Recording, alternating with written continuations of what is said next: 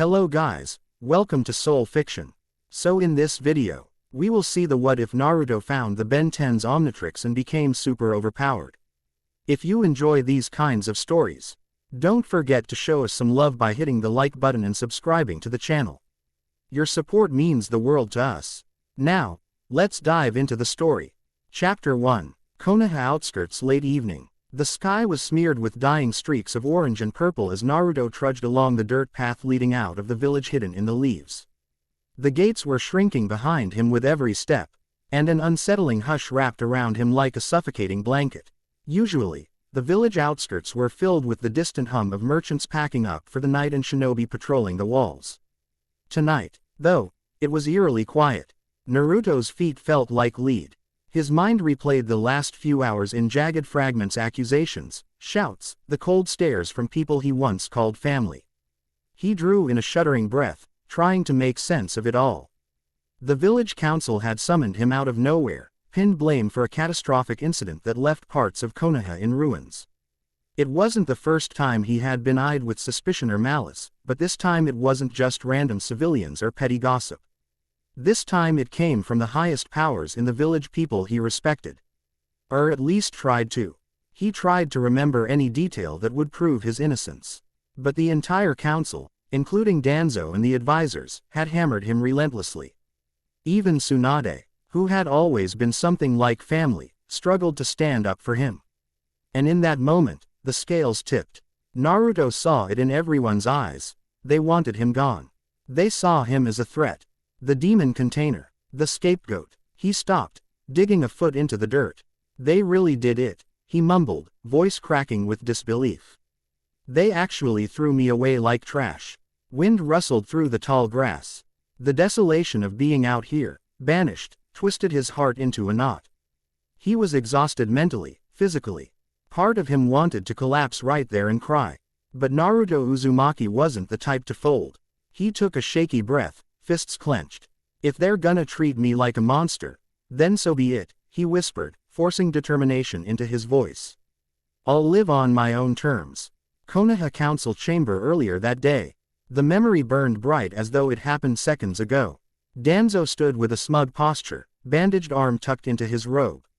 Naruto Uzumaki, he pronounced, each syllable like a hammer on stone. Your presence has brought nothing but calamity to Konoha. Today's incident was merely the final straw. Homura and Kaharu, the elder counselors, wore matching grim expressions. A handful of jonin, including some of Naruto's old teachers, stood along the wall. Their silence was suffocating. Naruto saw pity in some eyes, but the majority looked at him with hesitation, or fear. Tsunade was front and center, arms folded over her chest. Her lips were parted, but no words came out. She was cornered politically, forced to choose between the village's safety and Naruto's life. Naruto looked around, heart pounding. I would never harm the village. You've known me my entire life. Did anyone even investigate properly? Or is blaming me just easier? Danzo's single visible eye narrowed. You, the Jinchuriki of the 9 tails, are a walking weapon. You drew that destructive force here, whether intentionally or not. Old man, that's bull, Naruto snapped. I fought to protect Konoha from the Akatsuki. I risked my life over and over. And yet the evidence points to you, Homura interrupted. Strange chakra signatures were traced back to your apartment. Dark chakra anomalies. The blast originated near your training grounds. The elders have decided you are to be exiled. The word hit Naruto like a punch to the gut. Exiled, banished, cast out. The look on Tsunade's face was pained, but she said nothing. Naruto had always admired her unwavering support, so the betrayal of her silence cut deeper than any blade. He could hardly speak. You're all insane. The weight in his chest threatened to shatter him. Fine, I'm leaving. He glanced at Tsunade one last time. She swallowed, but still no words emerged on his behalf. When Naruto turned and fled the chamber, no one tried to stop him. A lonely hill near Konoha sunset. A swirl of bitterness churned in his gut as he stood on a grassy hill overlooking the quiet village. Shadows cast by the mountains in the distance reached out across the plains.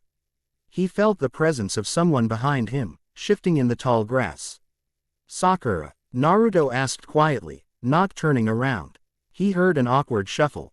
Yeah, it's me. Her voice was strained, thick with regret. Naruto, I'm sorry. You didn't speak for me either. He cut her off, eyes fixed on the shapes of rooftops below. None of you did. Not you. Not Kakashi-sensei. Not even Tsunade. She took a shaky breath.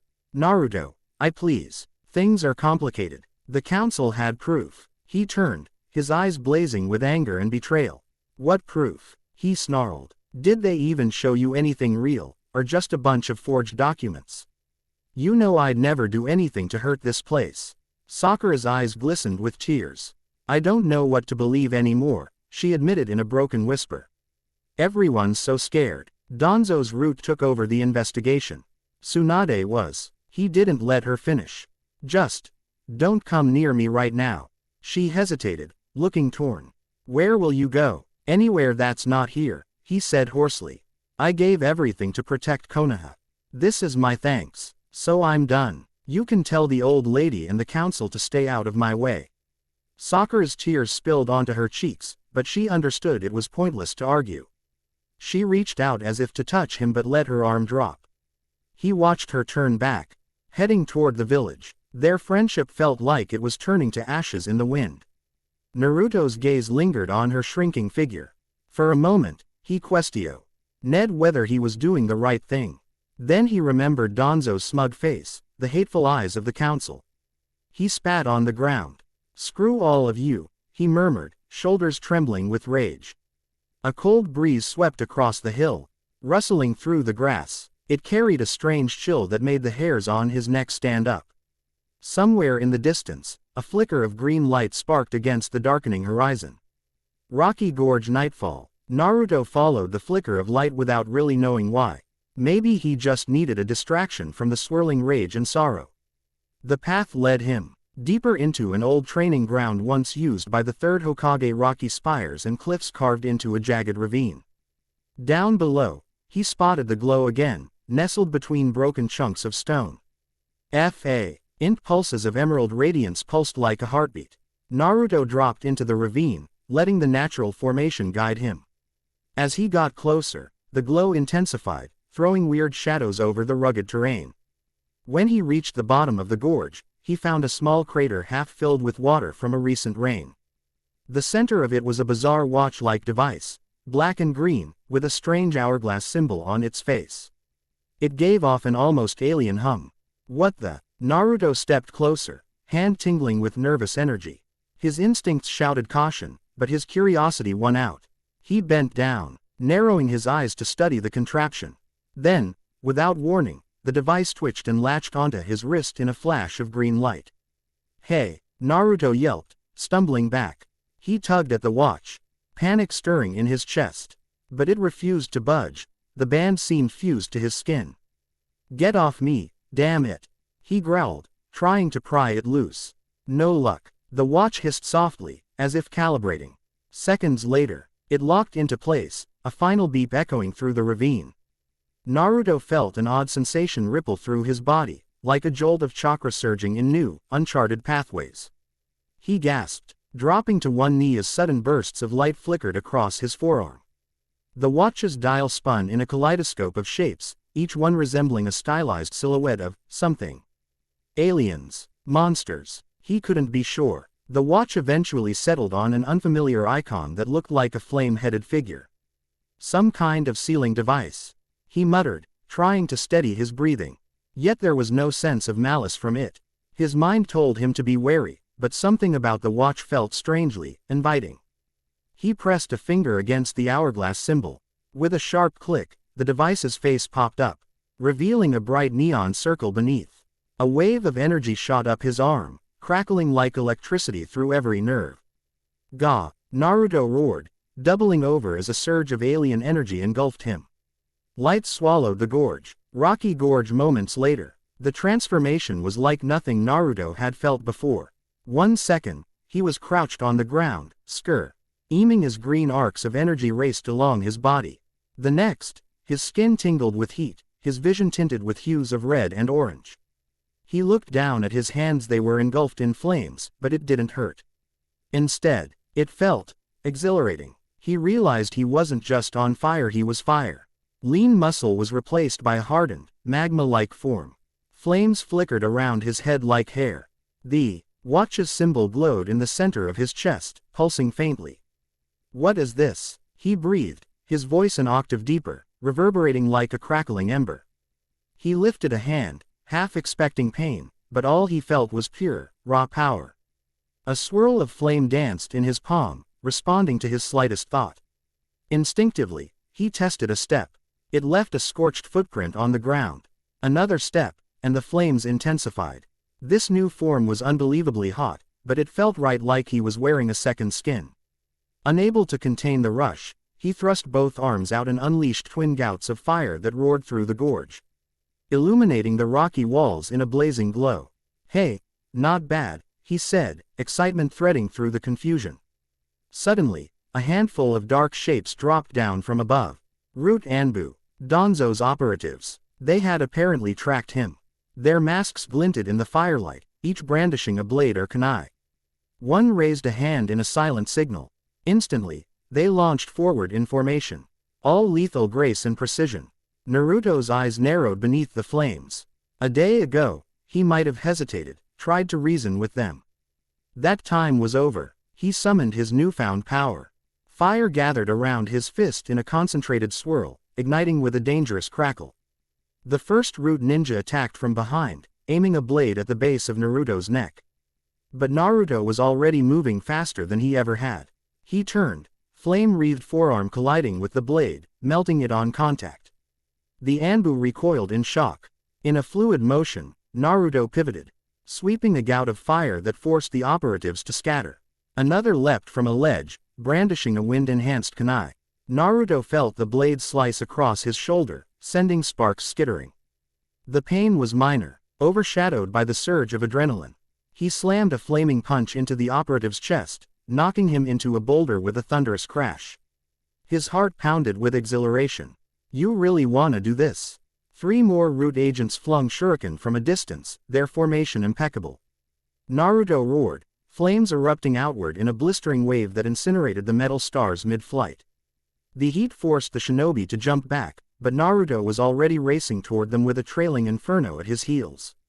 He barreled into their defense, fists blazing like miniature suns. One by one, the root agents fell to his overwhelming onslaught. Their jutsu wind, earth, water struggled to keep pace with his unstoppable flames. Some realized it was hopeless and vanished in a swirl of body flickers, leaving their unconscious comrades behind. When the dust settled, the night was quiet again, apart from the roar of lingering fire. Naruto stood amidst charred earth and rising smoke, chest heaving. The watch beeped suddenly, its face flashing red. Before he could react, a bright light enveloped him again, and in a flash, his body reverted to his normal form only now. The watch was locked securely on his wrist. Breathing heavily, Naruto surveyed the devastation.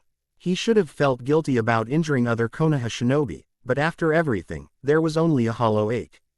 They had come to hunt him down, possibly kill him. He stared at his trembling hands, still smelling of smoke. "What are you?" he asked the watch, heart pounding. No response came, except for the steady pulsing of that green hourglass symbol. A nearby forest clearing midnight. Naruto collapsed under a giant oak, exhaustion and adrenaline crash making his head spin. He had walked for another hour, taking winding paths to lose any more potential pursuers. In the moonlight, the watch gleamed with an otherworldly sheen. He pulled out a canteen of water and took a swig, mind reeling over what had just happened. That transformation was insane, more powerful than any jutsu he'd tried in his life, and it didn't even use the Nine-Tails chakra. The watch felt alien, and it was apparently stuck on him, whether he wanted it or not. Naruto exhaled, leaning back against the tree trunk. A swirl of conflicting thoughts assaulted him. He was angry at the village, furious with Danzo, confused about how Tsunade could have let this happen. Sadness tugged at his chest whenever he thought about Sakura's tears. But somewhere beneath it all, there was a raw thrill about this strange device. It scared him, and yet it felt like a second chance. A chance to remake himself in a world that had pushed him aside. "It's like I'm starting over," he murmured, running a calloused thumb over the watch's surface. I always wanted to be Hokage, but now, the village. A stray tear slipped from the corner of his eye, quickly wiped away by a trembling hand. The betrayal still stung, deep and sharp. But he refused to let it destroy him. If the village labeled him a monster, he'd become something more, something unstoppable. Not for their acceptance, but for his own sense of worth and maybe protect the people who still cared for him, if any truly did. His stomach growled, reminding him he hadn't eaten since morning. Wearily, he stood up, scanning the forest. It was quiet, with only the hoot of a distant owl. Maybe he could gather some berries or catch a small animal for a meal. As he began searching, he heard a rustle behind him. He froze, hand moving toward a kunai pouch. The watch beeped softly. A figure emerged from behind the brush, tall, curvy, and strangely familiar. Anko? Naruto asked, confused. Mitarashi Anko stepped forward, her fishnet outfit partially hidden beneath a short coat. Her expression flickered with relief for a split second before it hardened. So you're alive, she said, crossing her arms. I heard rumors you got exiled. Yeah, well, rumors are true, Naruto replied, cautious. You here to kill me too? She let out a half scoff, half laugh. Don't be stupid. That old war hawk Danzo couldn't pay me enough to do his dirty work. Naruto relaxed a fraction. He and Anko had a history of banter. She'd teased him endlessly when he was younger. He never quite understood her complexities, but he knew she was no lapdog to the council. He studied her face in the moonlight. There was no hostility, only a flicker of concern. So, she continued, hands on her hips, you're out here alone. Word on the street is that you're dangerously powerful, some unstoppable threat. Clearly, you've powered up. He eyed her warily, not sure how to respond. After everything that happened, trust was in short supply. Are you here to bring me back? He finally asked, voice edged. She shrugged. I'm no saint, kid. I don't play nice with the council or Danzo's goons. If anything, I was curious if you were still breathing. Something about her tone soothed him. Yeah, I'm still here, he said softly. Anko stepped closer, studying the watch on his wrist. That's new. Doesn't look like any ninja tech I've ever seen. It's complicated, Naruto said, not really sure how to explain it. I found it, or maybe it found me. She seemed to sense his hesitance and let it drop. Her gaze flicked to the faint scars on his face. You look like you've been through hell. Listen, Naruto. I might not always show it, but I don't like how they treated you. A storm of emotion surged inside him. He tried to keep his voice steady. Why are you telling me this now? Anko hesitated, her usual bravado giving way to something almost vulnerable. Because I was in a similar spot once. People judged me for the curse mark Orochimaru gave me. They never gave me a fair shot, always thought I was dangerous. And maybe they were right, but still, it sucked. I see the same thing happening to you. Naruto swallowed hard, a sting of empathy tightening his chest. So, what now? Her lips curled into a faint smirk. Don't know. I'm not about to join you on some grand crusade. But if you need info, or a safe house, I can point you in the right direction. I know a couple places outside Fire Country where you can lay low. He studied her face, searching for deception. But he found none. He gave a short nod, acceptance swirling in his gaze. All right, I appreciate it. Don't get all mushy on me, she teased. Stepping back. The only reason I'm telling you this is because I hate Danzo's methods. And maybe, I hate seeing someone else get screwed the way I did. That's all. Naruto cracked a wry grin. Sure, Anko, thanks. She nodded, then turned on her heel. Before disappearing into the trees, she threw one last glance over her shoulder. Take care of yourself, brat. And if you see me again, I might be in a less charitable mood. Depends on how antsy the council gets. He watched her fade into the forest, her chakra presence vanishing swiftly. He couldn't quite put a finger on it, but a strange warmth pulsed through him. Maybe it was relief that not everyone from Konoha wanted him dead. Or maybe something else entirely. Small clearing campsite a few hours later. Naruto found a small clearing ringed by tall pines, a good spot to set up camp for the night. He didn't have a tent, so he settled for building a makeshift shelter out of fallen branches. Memories of Serviv, Al training with Team 7 and the academy floated through his mind, each recollection tinged with bittersweet longing. Once he had a modest fire going, he dug into his pack. He had some ration bars left. Gnawing on the tough, bland food, he mused over the watch. The dial was calm now, the hourglass symbol shining steadily. He lifted his wrist, letting the firelight dance across its reflective surface. He poked around for a bit, pressing the release catch, but it stayed locked. Guess it only works when it wants to, he muttered. A memory of that fiery transformation replayed, stirring a surge of excitement in his veins. Then, a swirl of anxiety. Am I still me? He tapped his chest. He could sense the 9 tails within, restless but strangely silent. It made him uneasy. Kurama usually had something sarcastic or threatening to say, but there was no response. Maybe the watch's energy had disrupted his link with the demon. Naruto closed his eyes, breathing in the cool night air. He tried to reach inward, feeling for the fox's chakra. A faint echo answered, like a distant rumble of thunder. It wasn't gone, but for the first time, it felt overshadowed by a presence that belonged solely to the watch. He had never considered that anything could overshadow the 9 tails. That thought alone made his heart pound. I've gotta figure this out, he murmured. But, tomorrow, I can't think straight tonight. Weary to his bones, he curled up near the fire, pulling his tattered cloak around himself. The flickering flames lulled him toward sleep, thoughts churning with betrayal, uncertain hope. And this new power he didn't fully understand. Morning light the edge of fire country. Dawn crept through the canopy, painting the forest in soft gold.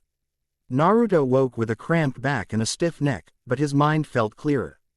The watch still gleamed on his wrist, no sign of vanishing anytime soon. He patted his stomach, which growled in complaint. Gotta get real food, he said, hauling himself up. Snuffing the embers of his campfire, he slung his pack over his shoulder. With Anko's mention of hideouts, he knew there were a few border towns near Fire Country's edge that were more or less neutral. Merchant stops, black market enclaves, places where a ninja could disappear for a while. As he walked, morning dew slicked the leaves around him. The forest was alive with the chirping of birds like any other morning. Except this time, Naruto was no longer a ninja of Konoha. That reality sank in deeper with every step. Still, he felt a strange sense of liberation. No more scornful glares, no more forced smiles from villagers who despised the monster sealed inside him. No more tedious missions to earn a village's approval. Maybe this was how Sasuke felt when he left, pursuing his own twisted path. The thought made Naruto frown. He didn't want to be like Sasuke, brooding and vengeful. But to an extent, he understood it now. A rustle of leaves made him tense. He paused, scanning the brush. A small group of bandits emerged, ragged clothes, crude weapons. They looked too eager at the sight of a lone traveler. One of them, a tall man with a scar over his left eye, stepped forward, brandishing a chipped sword.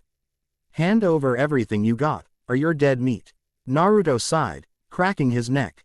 Really not in the mood. Don't say I didn't warn you. The bandits snickered, but, as Naruto's eyes glinted with an inner power, they hesitated. He pressed the watch face, hoping it would pop up like before. It clicked open, revealing the selection dial. He twisted it, shapes flick. Ring across the screen until it landed on something that looked like a hulking, four-armed silhouette. The hourglass symbol glowed with unearthly energy. Then he slammed the dial back down. A flare of green light enveloped him again.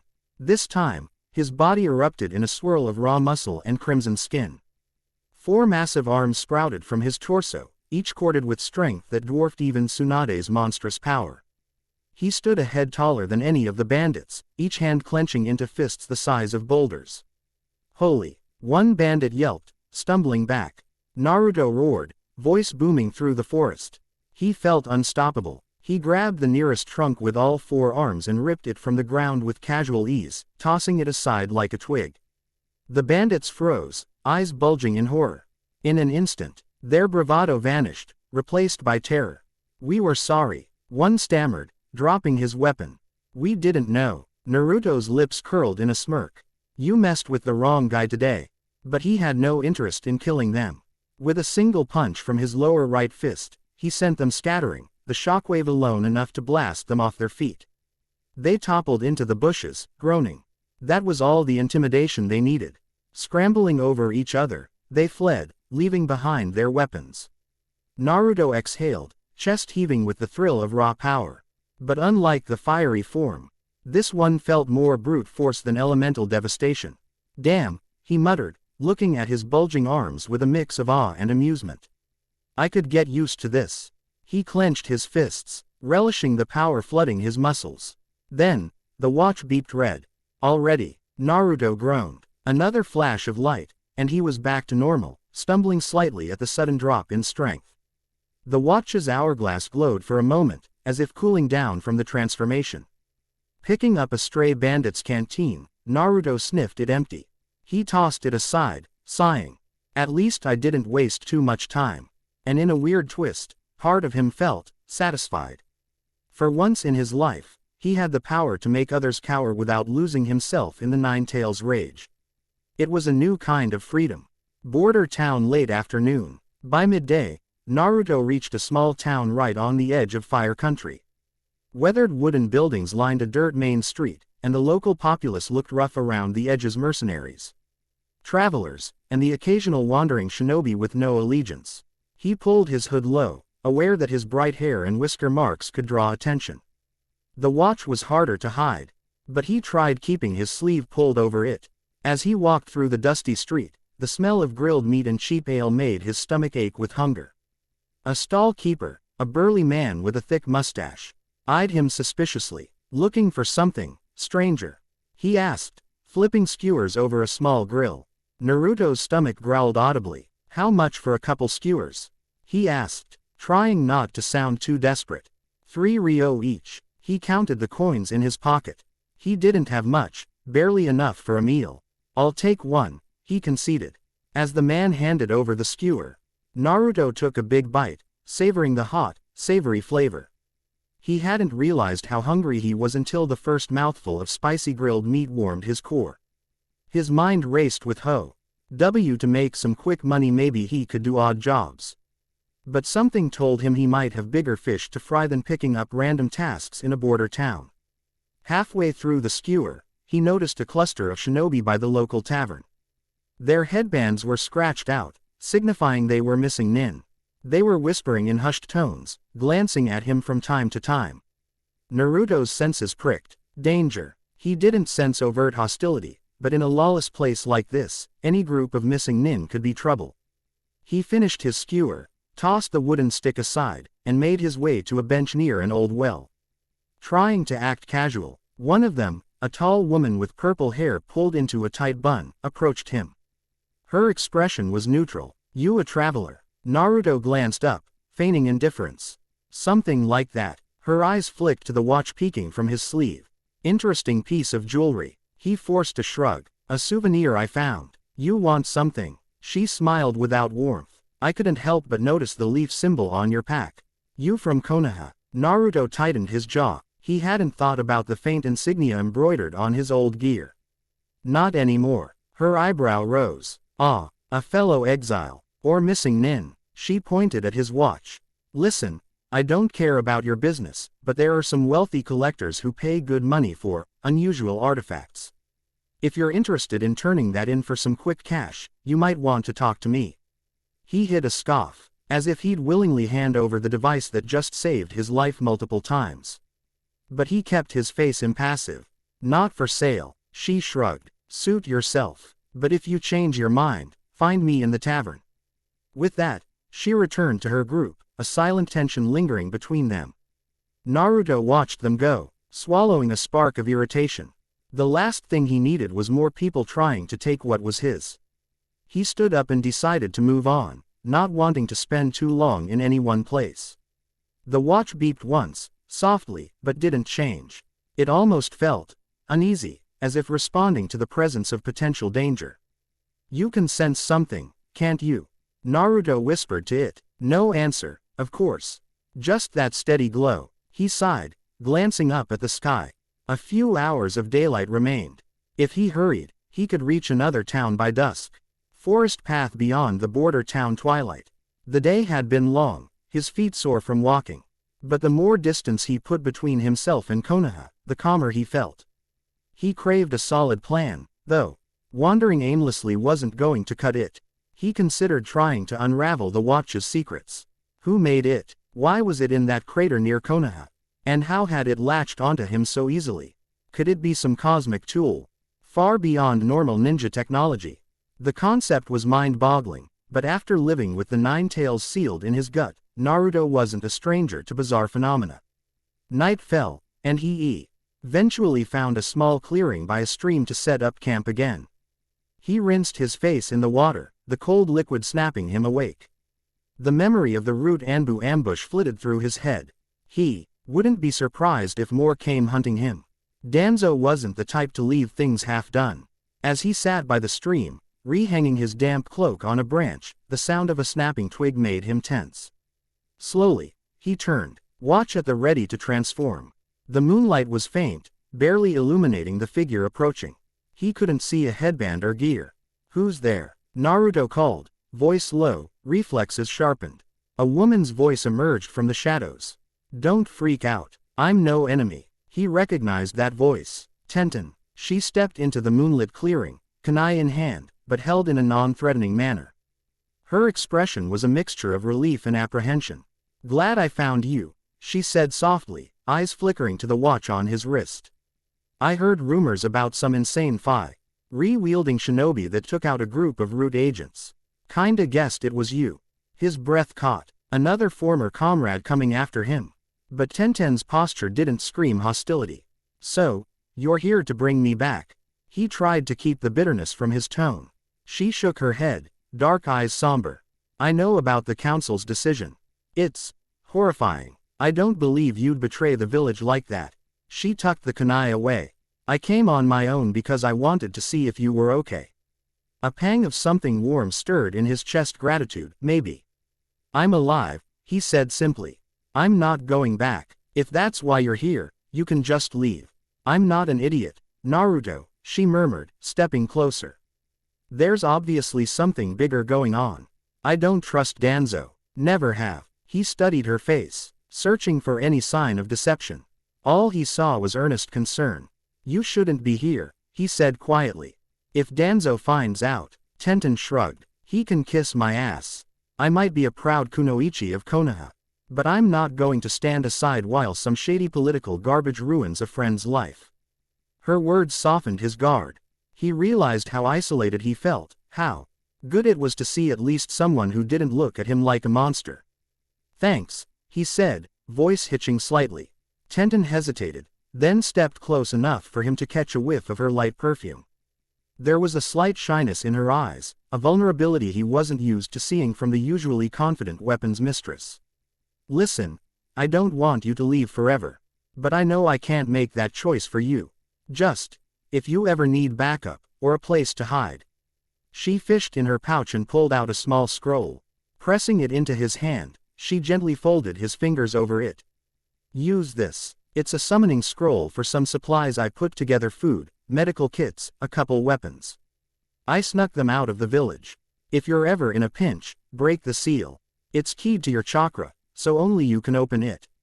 Naruto's throat tightened. The gesture was so thoughtful.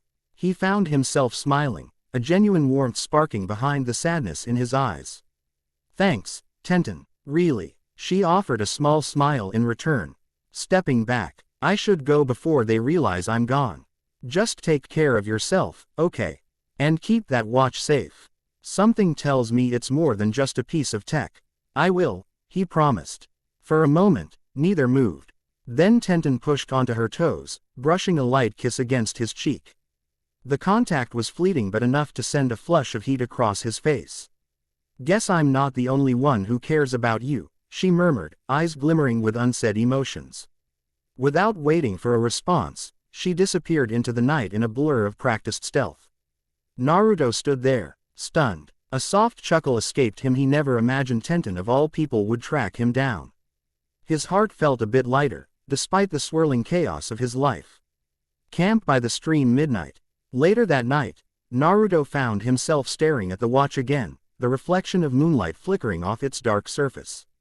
The swirl of emotions: betrayal, anger, loneliness, gratitude coalesced into a single, unwavering resolve. He would survive this. He wouldn't cave to despair. If the world insisted on making him an outcast, he'd become the strongest outcast they'd ever seen. He slid a finger across the watch's face. "You gave me power," he said quietly, "and I'm not gonna waste it. Together, we'll figure out the truth behind my betrayal, and maybe I'll show Konoha what they lost." The watch, as if responding to his resolve, gave a brief green glow. Naruto smiled grimly. "Yeah," he muttered, "we've got a lot of work to do." His mind drifted to Anko and Tenten, two women who hadn't turned their backs on him. It was strange to think that for all the condemnation, there were still those who saw him for who he was. He remembered the heat in Tenten's gaze, the confident smirk on Anko's lips. And he felt a different kind of warmth stirring inside him, something that made his pulse quicken, that he'd only ever felt vaguely before. But that was a concern for another time. For now, the stars above looked vast and cold, and he was just one lonely shinobi with a cosmic device strapped to his wrist. As exhaustion tugged at him, he lay down, letting the gentle rush of the stream soothe him to sleep. Tomorrow would bring new challenges, new threats. He had no illusions about the danger he was in. Danzo's route wouldn't rest, and the mysterious watch MIGHT invite enemies far beyond the shinobi world. But Naruto Uzumaki had never been one to back down. He closed his eyes, feeling the watch's faint hum against his pulse. "I'll show them all," he whispered into the darkness. "They messed with the wrong ninja." And with that quiet vow, he drifted into a restless sleep, the strange and powerful device shimmering in the moonlight, as if keeping watch over him, its new and unexpected bearer. End of Chapter 1. Chapter 2. Early morning deep in the wilderness. Sunlight trickled through a tangle of branches, painting shifting patterns across Naruto's sleeping form. He stirred, blinking away the haze of slumber. The soft roar of a nearby waterfall set a calming background, nature's lullaby. Except, Naruto's rest had been anything but peaceful. He rubbed his eyes and glanced down at the alien watch strapped to his wrist. It caught the morning rays, green hourglass symbol pulsing faintly. So much had changed in just a day or two. Banished from Konoha, ambushed by Root, infused with a power beyond anything he'd ever imagined, and visited by Tenten, who was one of the few people to show him genuine support. A swirl of memories assaulted him, the first time he transformed into that fiery alien, the unstoppable brute with 4 arms, and the conversation with Tenten by the stream. He recalled the warmth of her brief kiss on his cheek, the subtle flutter in his chest. Oddly enough, it felt good to know someone still cared, someone who didn't want to use or abandon him. But he knew better than to dwell on sentimentality for too long. Danzo's agent, 10’s, might be on his trail at this very moment, and the watch, whatever it was, could attract dangers from beyond the shinobi world itself. He got to his feet, scanning the small clearing. Grass, moss, and damp leaves clung to his clothes. He brushed them off with a scowl. For a guy who once lived in a bustling village, roughing it outdoors was wearing him down. Still, there was a certain freedom in it that he couldn't deny. Naruto flexed his fingers experimentally. "Let's see if you'll cooperate today," he muttered, tapping the watch's face. It stayed locked, unresponsive. He felt a tiny flicker of annoyance. "Right, so you only work when you decide to, huh?" The watch merely hummed, the hourglass symbol glowing in lazy pulses, like the breathing of a sleeping giant. Naruto shrugged. "Fine, guess I'll figure out breakfast first." A quick rummage through his sparse supplies revealed nothing more than some stale rations. Then he remembered Tenten's summoning scroll. A small grin tugged at his lips as he pulled the sealed parchment from his pouch. She'd said it contained food, medical supplies, and maybe a weapon or two. He spread the scroll on a flat rock, forming a half-rammed seal. "Let's see what you left me, Tenten." A poof of smoke swirled into the air. When the smoke cleared, several neat bundles of supplies stood in front of him, enough for a week or two if he rationed carefully. A fresh canteen, a small crate of soldier pills, an assortment of jerky, and a wrapped box that, when opened, revealed a carefully folded tri-section staff. Naruto lifted the staff, marveling at its craftsmanship. Light and balanced, it had Tenten's preference for well-made yet practical weaponry written all over it. He swallowed a lump of gratitude, a fierce swirl of emotions hitting him. "Thanks," he whispered, more to himself than anyone else. Tenten had stuck her neck out by doing this. She'd always been skilled with seals and weapons, but defying the council to help a so-called traitor took guts. He silently vowed to repay that kindness someday. Further along the forest path midday, fed, lightly armed, and feeling a little more like himself, Naruto trekked deeper into the wilderness. He decided to avoid main roads and well-known routes, certain that route had set up checkpoints. The last thing he needed was a repeat of the ambush he'd faced in the ravine. Despite the isolation, his mind wouldn't stop spinning with questions. What exactly was this watch? Why did it appear near Konoha? Did it choose him on purpose, or was it coincidence? And how did it mesh with the Nine-Tails chakra inside him? The watch beeped softly, almost like it was responding to his thoughts. Naruto paused in mid-step, glancing at the device. The hourglass flashed once, then went dormant again. "You trying to say something?" he muttered. Of course, there was no real answer. He exhaled through his nose and kept going. A small clearing near a cliff early afternoon. He eventually reached a clearing. G perched on the edge of a cliff overlooking a vast lake. The water shimmered below, and a thin waterfall fed it from a distant mountain. The sun was high, the heat pleasant. Naruto decided it was as good a place as any for a breather. Setting down his pack, he practiced channeling chakra into his legs. Jumping from stone to stone, he tested how well he could move now that the watch was locked onto his arm. So far, his normal ninja abilities didn't seem hindered. If anything, the watch's presence gave him an undercurrent of extra energy, a hum that seemed to bolster his stamina. But the real question: could he activate a transformation at will? He extended his arm. "All right, come on, show me that four-armed brute again." He pressed down on the dial. At first, it refused to budge just like earlier. Gritting his teeth, Naruto tried to focus his intent. The watch gave a resistant click, the dial popping up ever so slightly, as if on the verge of unlocking. Yes, he twisted it, cycling through ghostly silhouettes. There were glimpses of forms he hadn't tried yet, some menacing and monstrous, others sleek and agile. Each icon gave him a tiny thrill of possibility. Finally, he found the silhouette of the four-armed alien. There we go. He slammed the dial down. A flash of green light engulfed him. His body expanded, skin morphing from tan to crimson, arms bulging out from his torso till he stood tall and imposing with four powerful limbs. The transformation completed in seconds, leaving him feeling like he could bench press a mountain. "All right, big guy," he rumbled to himself, flexing his arms. The ground seemed smaller beneath his feet, every muscle thrumming with raw force. "Now, let's see if I can."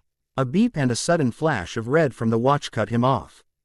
"Oh, come on," Naruto barked. As in the blink of an eye, he was forcibly reverted back to his normal form. The jarring shift left him stumbling forward, nearly toppling off the edge of the cliff. He caught himself just in time, heart hammering in his chest. He glared at the watch. "You gave me, 10 seconds?" A wave of frustration bubbled up. "Are you trying to keep me from learning how to use this power properly?" The watch blinked innocently. Naruto sighed, massaging his temple. So far, transformations seemed to come with a cooldown he couldn't control. During fights, it had lasted longer, but in calm situations, the watch wasn't granting him full access. "Guess you only wanna help in real danger," he muttered. Still, those few seconds of transformation had shown him something important. The watch responded better when he truly needed it. Maybe the adrenaline from an actual fight extended the duration. For now, all he could do was keep moving and hope that soon, the watch might open up more of its secrets. Hidden route outpost late afternoon. Far away, in a covert bunker beneath dense foliage, Danzo stood before a half-dozen kneeling route agents. The candlelit corridor revealed stone walls lined with documents. Maps pinned with details of Naruto's last known locations.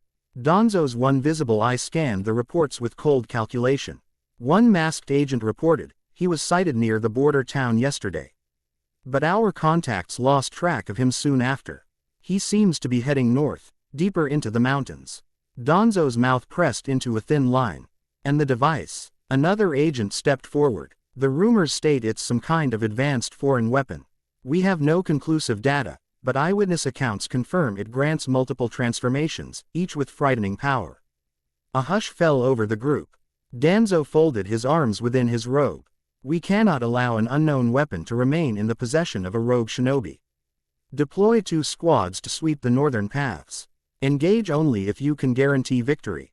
Otherwise, observe. I want everything about that device. The agents bowed in unison and vanished into the shadowy corridors. Danzo lingered a moment longer, gaze drifting to a pinned photograph of Naruto. The boy's determined eyes looked back at him from behind glass. Exile is too kind a word, Danzo muttered. He's a threat to the balance of power. That watch belongs in Root's hands. One way or another. Mountain past dusk. Naruto's feet ached from hours of hiking. The terrain had shifted from gentle forest into a rocky path climbing steadily toward higher elevations. The air grew thinner, cooler. He'd taken a short break to munch on the jerky from 10’s supplies and gulp water. Now, dusk was rolling in, painting the sky in deep oranges and purples. He surveyed the surroundings with a sharp eye. Each step seemed to echo in the quiet, mountainous landscape. Even the birds had fallen silent at this altitude. If Root or bounty hunters were tailing him, he needed to stay vigilant. As the last of the daylight began to fade, he spotted a faint glow through the craggy rocks ahead. Moving closer, he found what looked like an abandoned shrine perched on a plateau. Lanterns flickered around its perimeter, their lights swaying in the mountain breeze. Strange. Why were the lanterns lit if it was abandoned?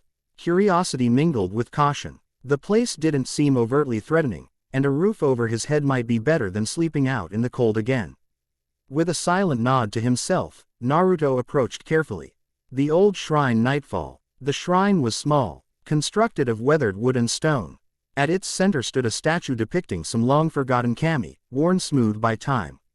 Several prayer slips were scattered about, along with half-rotted futons lined up near the walls.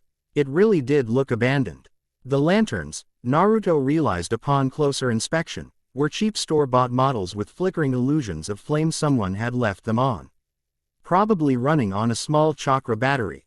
"Hello," he called softly, stepping inside. His voice echoed, unanswered. Naruto set his pack down by one of the old futons. Dust rose in a swirl as he patted it, coughing a bit. While the place wasn't exactly cozy, it had 4 walls and a partial roof that would protect him from the night's chill.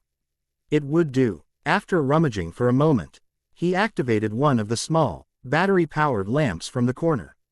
A soft glow filled the interior, revealing old murals on the wall, faded images of warriors battling enormous, otherworldly beasts. A pang of fascination stirred in Naruto's chest. His attention drifted to the watch again.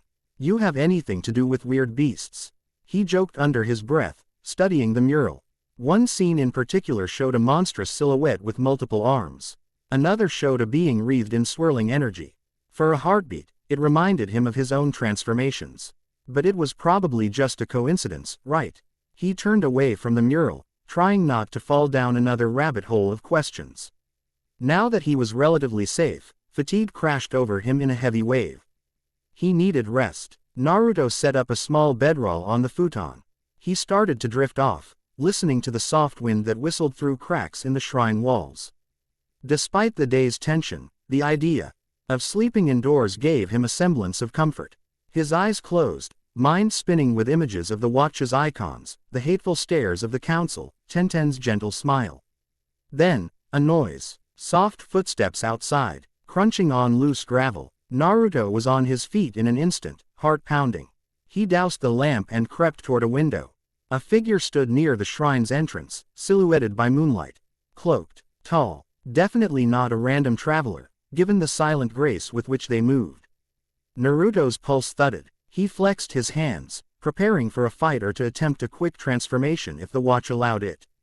The figure pushed open the creaky shrine door. Moonlight spilled inside. Naruto could now make out a woman's face, her features partially hidden by a hood.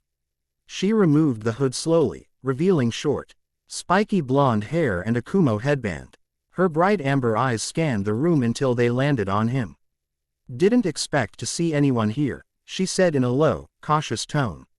"You traveling alone?" Naruto recognized her. Samui of the Cloud Village, if memory served. She was known for her calm demeanor and formidable skill. Why was Akumo Kunoichi wandering around these parts?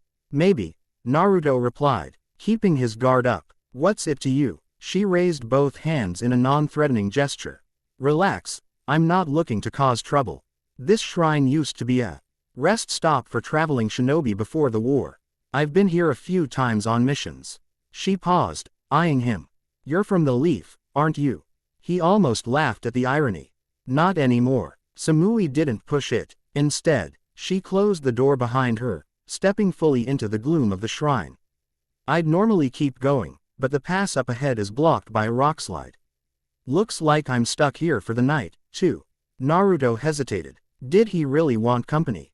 Then again, Samui wasn't an enemy per se, though Kumo and Konoha had been on shaky terms in the past. He decided to stay wary. Fine, he said at last, gesturing to the old futons. Plenty of space. Samui inclined her head in thanks, unshuttering a small pack. A subtle silence fell. The lamp's faint glow revealed dust motes swirling around them. Naruto remained tense, but Samui seemed genuinely uninterested in conflict. Instead, she produced a ration bar and took a small bite. After a beat, she ventured, I heard rumors Konoha exiled one of their own. Some big fiasco involving an alien device or something. Her eyes flicked to Naruto's right wrist, where the watch was partly concealed by his sleeve. Don't suppose you've heard that rumor. His grip on the watch tightened involuntarily.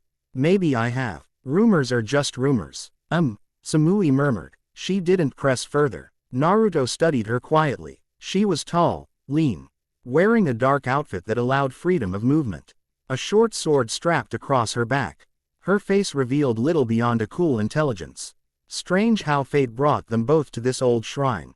He decided to ignore the topic of the watch. What about you? Why's Akumo Kunoichi all the way out here?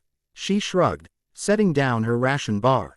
Escort mission gone bad. We got attacked by rogue shinobi. My client turned back. I got separated from my squad. Now I'm regrouping. There was no overt deception in her voice, though she didn't elaborate. A gentle gust rattled the shrine's shutters. Naruto considered the precariousness of the moment. Two shinobi from different villages, both evidently on uncertain terms with their own homes. We can share the space, he finally said. Just don't try anything. You have my word, Samui replied simply. Naruto nodded. Though he wasn't entirely sure he believed her, he was too tired to argue.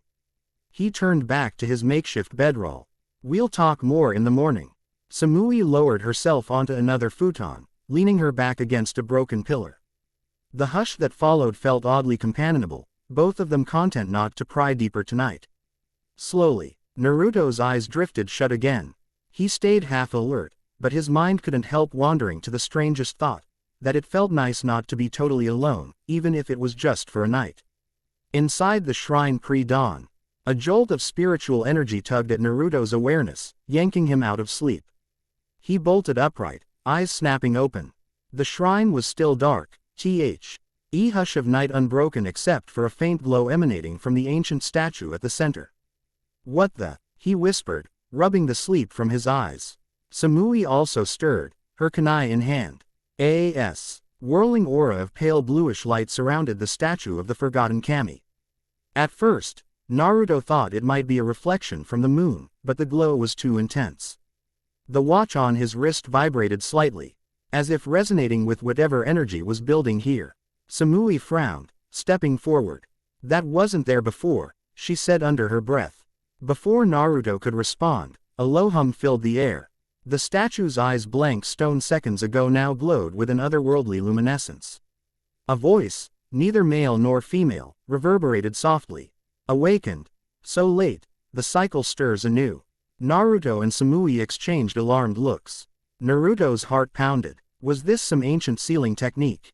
A ghost? A leftover jutsu? He reached for the watch out of instinct, feeling it grow warmer against his skin. Samui narrowed her eyes. We should step back. This might be a trap. But the glow intensified, preventing any quick escape. Without warning, a beam of light erupted from the statue's forehead, lancing outward and connecting with the watch on Naruto's wrist. He clenched his teeth, a sizzling energy coursing up his arm, into his chest. Samui shielded her eyes from the blinding glare. Naruto's vision swam, replaced by fleeting images, a cosmic swirl of stars, a clash of monstrous shapes, a swirling vortex of time. Then, as suddenly as it began, the light receded. Naruto dropped to one knee, gasping for breath. Samui rushed to his side, but he waved her off, blinking furiously to clear his head. The statue's glow faded, returning to the silent stone form it had been for decades, if not centuries. What was that? Samui asked, eyes darting between Naruto and the statue. He swallowed, his throat dry. I don't know. I saw visions, like giant creatures fighting in space, or maybe it was some kind of dream.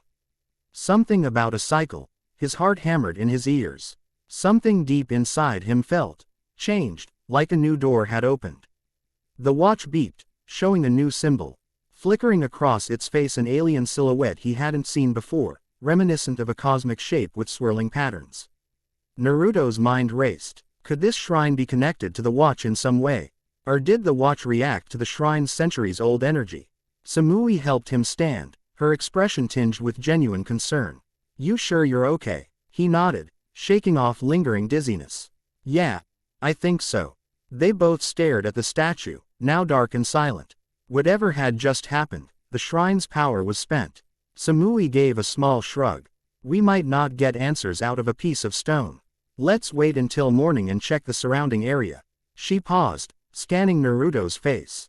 If you're up for it. Naruto mustered a half smile. Yeah, I'm not gonna let a weird statue freak me out. Even as he said it, he felt a tremor of excitement. The watch had changed somehow. He could sense a new form lurking among its transformations, a form that felt cosmic. He settled back onto his bedroll, mind buzzing. Samui kept a watchful eye on the statue for a while before returning to her corner of the shrine. Sleep wouldn't come easily after that strange encounter, but eventually, fatigue won out, and Naruto drifted off. Images of swirling galaxies dancing behind his eyelids. Shrine perimeter early morning. Birdsong heralded the new day. Naruto woke to find Samui gone, though her pack was still beside her futon. Probably out scouting, he figured. He stretched, wincing at the stiffness in his limbs. Rolling up his bedroll, he stepped outside into crisp mountain air. Sunlight bathed the plateau, revealing just how precarious the cliffs were around the shrine. One wrong step, and you'd tumble hundreds of feet into a rocky gorge. The vantage point was stunning, though a panoramic view of forested valleys and distant peaks. Samui emerged from behind a broken torii gate, nodding in greeting. Nothing unusual out there. Looks like we're the only ones around. Naruto took a moment to appreciate the quiet. Then his mind drifted to last night's bizarre event. Think that energy was a one-time thing. She shrugged. Possibly. The statue's dormant now. Might have been some ancient protection seal triggered by your chakra, or whatever that device is. Naruto eyed his wrist. I wish I had the manual for this thing. He fiddled with the dial, noting that the new cosmic silhouette from last night was still there. I guess there's only one way to find out what changed. Samui studied him curiously. You're going to try it right now? He nodded. Might as well. Stand back. I don't want to blow up the shrine or anything. Samui took a cautious step back. Naruto inhaled, focusing on the new alien icon. The watch felt warmer than before, as if eager. He slammed the dial down. A brilliant green flash engulfed him. This transformation was different, less physically jarring, more like stepping through a curtain of stardust. When the light subsided, Naruto floated a few inches off the ground. His entire body was composed of a dark, star-speckled substance, with faint swirling patterns of cosmic energy. The watch's symbol glowed on his chest. He felt weightless, yet brimming with power. Whoa, Samui muttered, eyes wide. Naruto gazed at his hands, or what passed for hands now. They were outlines of a humanoid shape, filled with twinkling lights like a miniature galaxy. He could feel a mesmerizing hum throughout his being, as though space itself resonated in his veins. This is insane, he marveled, his voice echoing with a layered timbre. With a gentle thought, he propelled himself higher. Hovering above the shrine's roof, he soared in a lazy arc, the morning wind whistling past. It felt natural, effortless. Even the air around him seemed to bend slightly, like gravity was under his command. Samui watched from below, shading her eyes. You're flying, she stated, the slightest awe in her normally calm voice. Apparently, Naruto called back, voice reverberating. He tried a small burst of speed, rocketing forward across the plateau. The movement was so smooth, so fast, that he overshot his target by a wide margin and had to loop around to avoid crashing into a rocky outcropping. The grin on his face was impossible to hide. This was exhilarating. He returned to hover near Samui, the swirling cosmic patterns making him look like a living constellation. I can sense stuff, too, he said, closing his eyes. A sudden awareness of energy signatures dotted his mind: thermal pockets, chakra flares. He could even sense pockets of moisture in the atmosphere. It's like I can feel the environment on a subatomic level. Samui nodded slowly. Unbelievable. Her practical mind quickly took over, scanning for danger. If you can do that, can you sense if anyone's approaching? Naruto focused, reaching out with this new sense. Far below, on a trail skirting the base of the mountain, he picked up multiple flickers of chakra. They moved in an organized pattern, swift and efficient. His cosmic senses flared with alarm. I think we've got visitors. Shinobi maybe half a mile away, heading up the pass. Samui tensed. Does it look like they're coming for us? He probed the energy patterns again. Though he had no way to read minds, the group's direction was definitely angled toward the shrine. I'd bet my last cup of ramen that they're route, Naruto replied grimly. We need to move. He glanced down at his cosmic body. The watch beeped softly, a warning that the transformation might not last indefinitely. He willed himself to land, floating gently to the ground. The sensation of intangible cosmic energy pulled at him, but he forced himself to revert before the watch's forced timeout kicked in. Another flash of green, and he was back to normal, adrenaline coursing through his veins. Samui watched the transformation end, her expression thoughtful. You might have gotten us a heads up just in time. If that is route, they'll be on us soon. Naruto nodded. We should leave. We can't fight them head on, especially if they bring a full squad. He paused, glancing at Samui. But, you said your mission was messed up. You sure you wanna stick with me? She raised an eyebrow, gripping the handle of her short sword. You gave me no reason to consider you an enemy. And traveling alone isn't exactly safe for either of us. If you don't mind having me around for a bit, I'll help you deal with this root problem. He appreciated her directness. All right, but let's go, like, right now. Mountain trails later that morning. Naruto and Samui hiked at a brisk pace, winding through narrow trails. The terrain demanded caution. One slip could send them tumbling into a deep ravine. Behind them, faint echoes of movement suggested route was drawing closer. They're good, Samui remarked, stepping carefully around a boulder. They're moving fast, and quietly.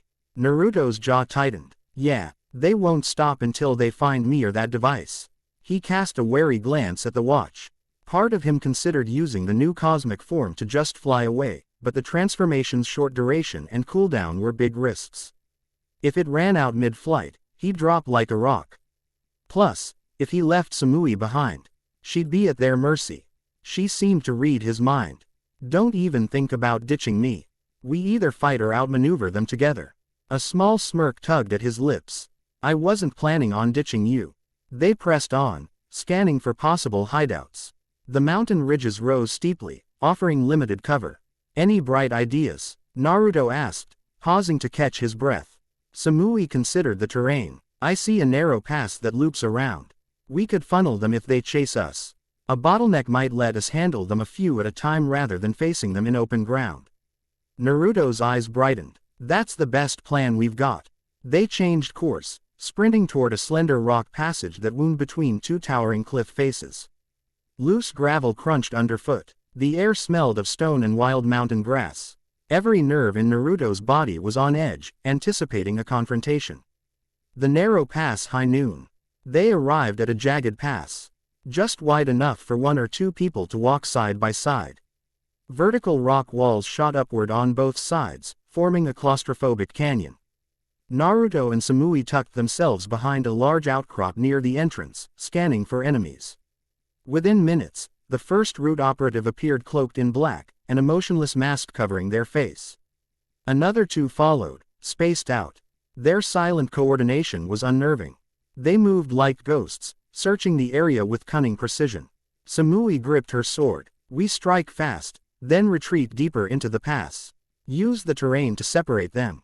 Naruto nodded, adrenaline pumping. He carefully reached for the watch. Maybe he could transform into the four-armed brute for some raw power, or the fiery one to cause chaos. That cosmic form would be perfect for an aerial assault.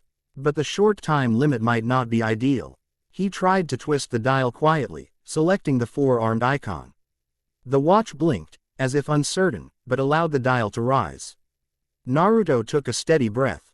Ready. Samui nodded. Let's do it. They burst from cover. Naruto slammed the dial down. A flash of green revealed his towering, crimson-skinned form. With a roar, he lunged at the nearest root agent. The agent dodged gracefully, but Naruto swung an immense fist with dizzying speed, forcing the masked shinobi to block. The impact rattled the agent's arms and sent them skidding backward. Samui dashed around Naruto's broad flank, sword flashing in a precise arc. Another root operative parried with a kunai, the clang of steel echoing in the tight canyon. Samui pressed her advantage, feinting high and then slicing low. The root ninja narrowly evaded, but Samui's calm, calculated strikes pushed them off balance. Naruto, now fully engaged with his opponent, grabbed a massive boulder with his lower right arm. He heaved it overhead and hurled it, forcing two trailing root agents to scatter. Rock fragments exploded on impact, dust billowing in the air. One root operative tried to seize the moment, tossing a trio of explosive tags at Naruto's feet. He yanked one of the rocky walls as cover with his upper arms, literally ripping out a chunk of stone shielding himself from the blast. Even so, the shockwave reverberated through his alien form, sending a dull ache through his body. But in this four-arm transformation, he felt nearly invincible compared to his normal human self. Samui used the distraction to slip behind one of the ninjas, hooking her blade around their leg and dropping them to the ground. A swift chop to the back of the neck knocked them out cold. She exhaled, spinning to face the next threat. But Root wasn't about to give up. More masked figures materialized at the canyon entrance, at least four more. A volley of shuriken peppered the air, forcing Naruto to shield himself with a raised forearm.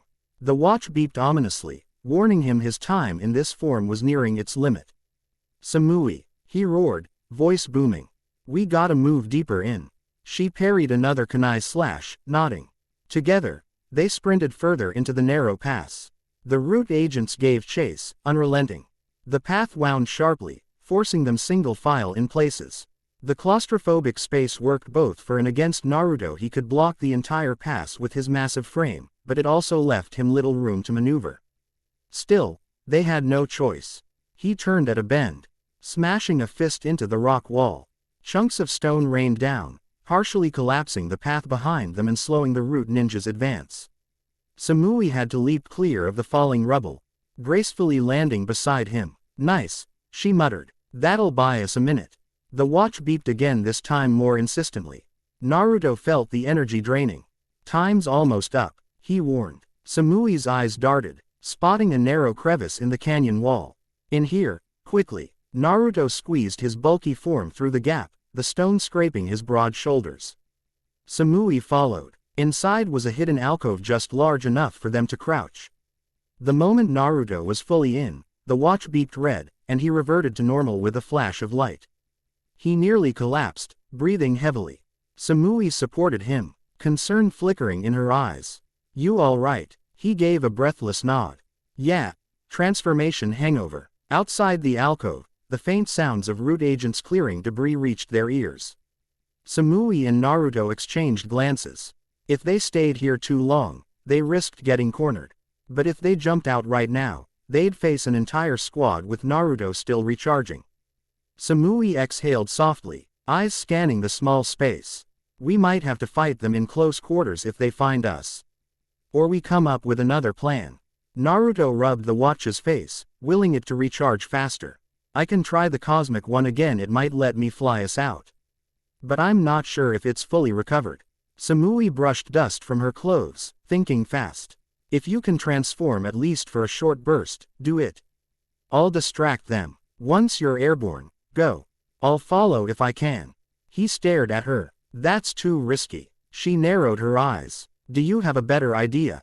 Before he could argue, The watch let out a subdued ping. Naruto felt a flicker of energy returning. He flicked the dial carefully. Sure enough, the cosmic silhouette was there, though the hourglass flickered uncertainly. Might only get a few seconds, he warned in a whisper. Samui smirked, gripping her sword. That's all we need. They tensed, readying themselves. Outside, the crunch of footsteps and hushed commands grew louder. The root agents were close. Samui moved first. She launched out of the alcove in a burst of speed, flinging 3 kunai at the nearest agent. The masked shinobi dodged, but the quick assault forced them to reposition. Another root operative lunged at Samui from above, but she spun gracefully, parrying their blade and forcing them back. Naruto scrambled out right behind her, watch dial already twisting. He found the cosmic icon, slammed it down and instantly felt his body dissolve into that star-filled form. Time seemed to slow. The immediate area around him became sharp and vivid. Samui's motion, the swirl of dust, the flicker of masked faces, they all glowed with the faint lines of heat and energy. He reached for Samui with one swirling arm. Grab on, he called, his voice layered and cosmic. She hesitated only a fraction of a second. With a quick leap, Samui latched onto his outstretched arm. Naruto focused on lifting off, letting the cosmic energy defy gravity. They rose rapidly, the stony walls of the canyon blurring past. Below, the root ninjas watched in disbelief, throwing kunai, launching wind jutsu in desperation. Blades clanged off the canyon walls. One wind blade sliced close, forcing Naruto to swerve. A second projectile tore through the tail of cosmic energy swirling behind him, momentarily destabilizing his flight. He gritted his teeth, maintaining focus. He soared higher, scanning for a safe landing spot. But the watch beeped, a shrill tone. Already the energy was fading. Hang on, Naruto warned. At the crest of the canyon, where the pass opened to sky, he felt the cosmic form falter. Gravity snatched at him. He locked eyes with Samui, who tightened her grip on his arm. With one final burst of cosmic energy, he propelled them forward, clearing the canyon lip by inches. They tumbled onto solid ground, rolling to a stop in a cloud of dust. The watch blinked red and forcibly reverted him to his human form. Naruto gasped for air, limbs shaking from the strain. Samui coughed, pushing herself upright. They found themselves on a flat rocky plateau overlooking the canyon's far side. The root squad was still trapped below, forced to climb the steep walls or go around. Naruto and Samui had won themselves precious minutes to escape. Samui inhaled, steadying herself. You good? He nodded, though his legs felt like jelly. Yeah, let's get out of here. Neither needed a second invitation. They scrambled away from the canyon's edge, leaving the root operatives behind. This high in the mountains, there were no direct roads, only rugged paths. They pressed on, adrenaline fueling them despite exhaustion. Mountain stream late afternoon. At last, they paused by a rushing stream to catch their breaths. The water was cold and clear. Snowmelt from the higher peaks. Naruto knelt and splashed his face, panting. Samui stood guard, scanning the horizons for any sign of pursuit. After a long moment of tense silence, she turned to him. You think we lost them? He shrugged. For now, maybe. Roots persistent, though. He sank onto a rock, feeling the day's ordeal in every muscle. The watch was quiet, recharging. Samui seemed equally fatigued, though she hid it well behind that calm exterior. Why are they so determined? She asked. Surely it's not just about Konoha's paranoia. Naruto looked at the water swirling around his feet. That watch, he said finally. They want it. Danzo wants it. It's a power he can't control otherwise. He felt bitterness seep into his voice. They exiled me, then they hunt me like a criminal so they can weaponize something they have no right to. Samui nodded, sympathy softening her features. I see. He studied her face, hesitating. So, what now? You could go your own way. I don't want to drag you into my mess. She gave him a measured look. And what would I do? Head back to Kumo with no squad, no mission. My rakeage isn't exactly lenient on failed missions. I'd have to deal with a lot of questions. She paused, then offered a faint smile. Besides, you saved my life back there flying us out of that canyon. I figure I owe you at least a little support. He felt a surprising warmth at her words. I appreciate that, but I don't have a clue where I'm going. I'm basically on the run. The watch might be bringing bigger threats, too, not just root. Samui shrugged. I don't scare easily. Naruto cracked a grin, a flicker of confidence returning. No, I guess you don't. Alright, let's keep moving. We can try to find a safer spot to rest. They both drank from the stream, refilled canteens, and pressed on. The path ahead was uncertain, but for the moment, they were alive and free. Small mountain village evening. By dusk, they stumbled onto a tiny settlement nestled on a lower slope. A scattering of wooden huts, a modest inn, and a single tavern formed its entire economy. Smoke curled from a handful of chimneys. Chickens pecked at the dusty main road. It was a far cry from the hustle of Konoha or Kumogakure. Naruto exchanged a glance with Samui. I doubt Root has much presence here. Maybe we can get a meal and rest. She nodded. We should stay discreet. They kept their headbands hidden and the watch under Naruto's sleeve. The villagers gave them curious looks but didn't seem hostile. Mountain folk were used to seeing traveling ninja from time to time, though not as often lately. They found the lone inn, a creaky 2-story building that looked older than the shrine they slept in the night before. The innkeeper, a pudgy middle-aged woman, greeted them with a wide grin.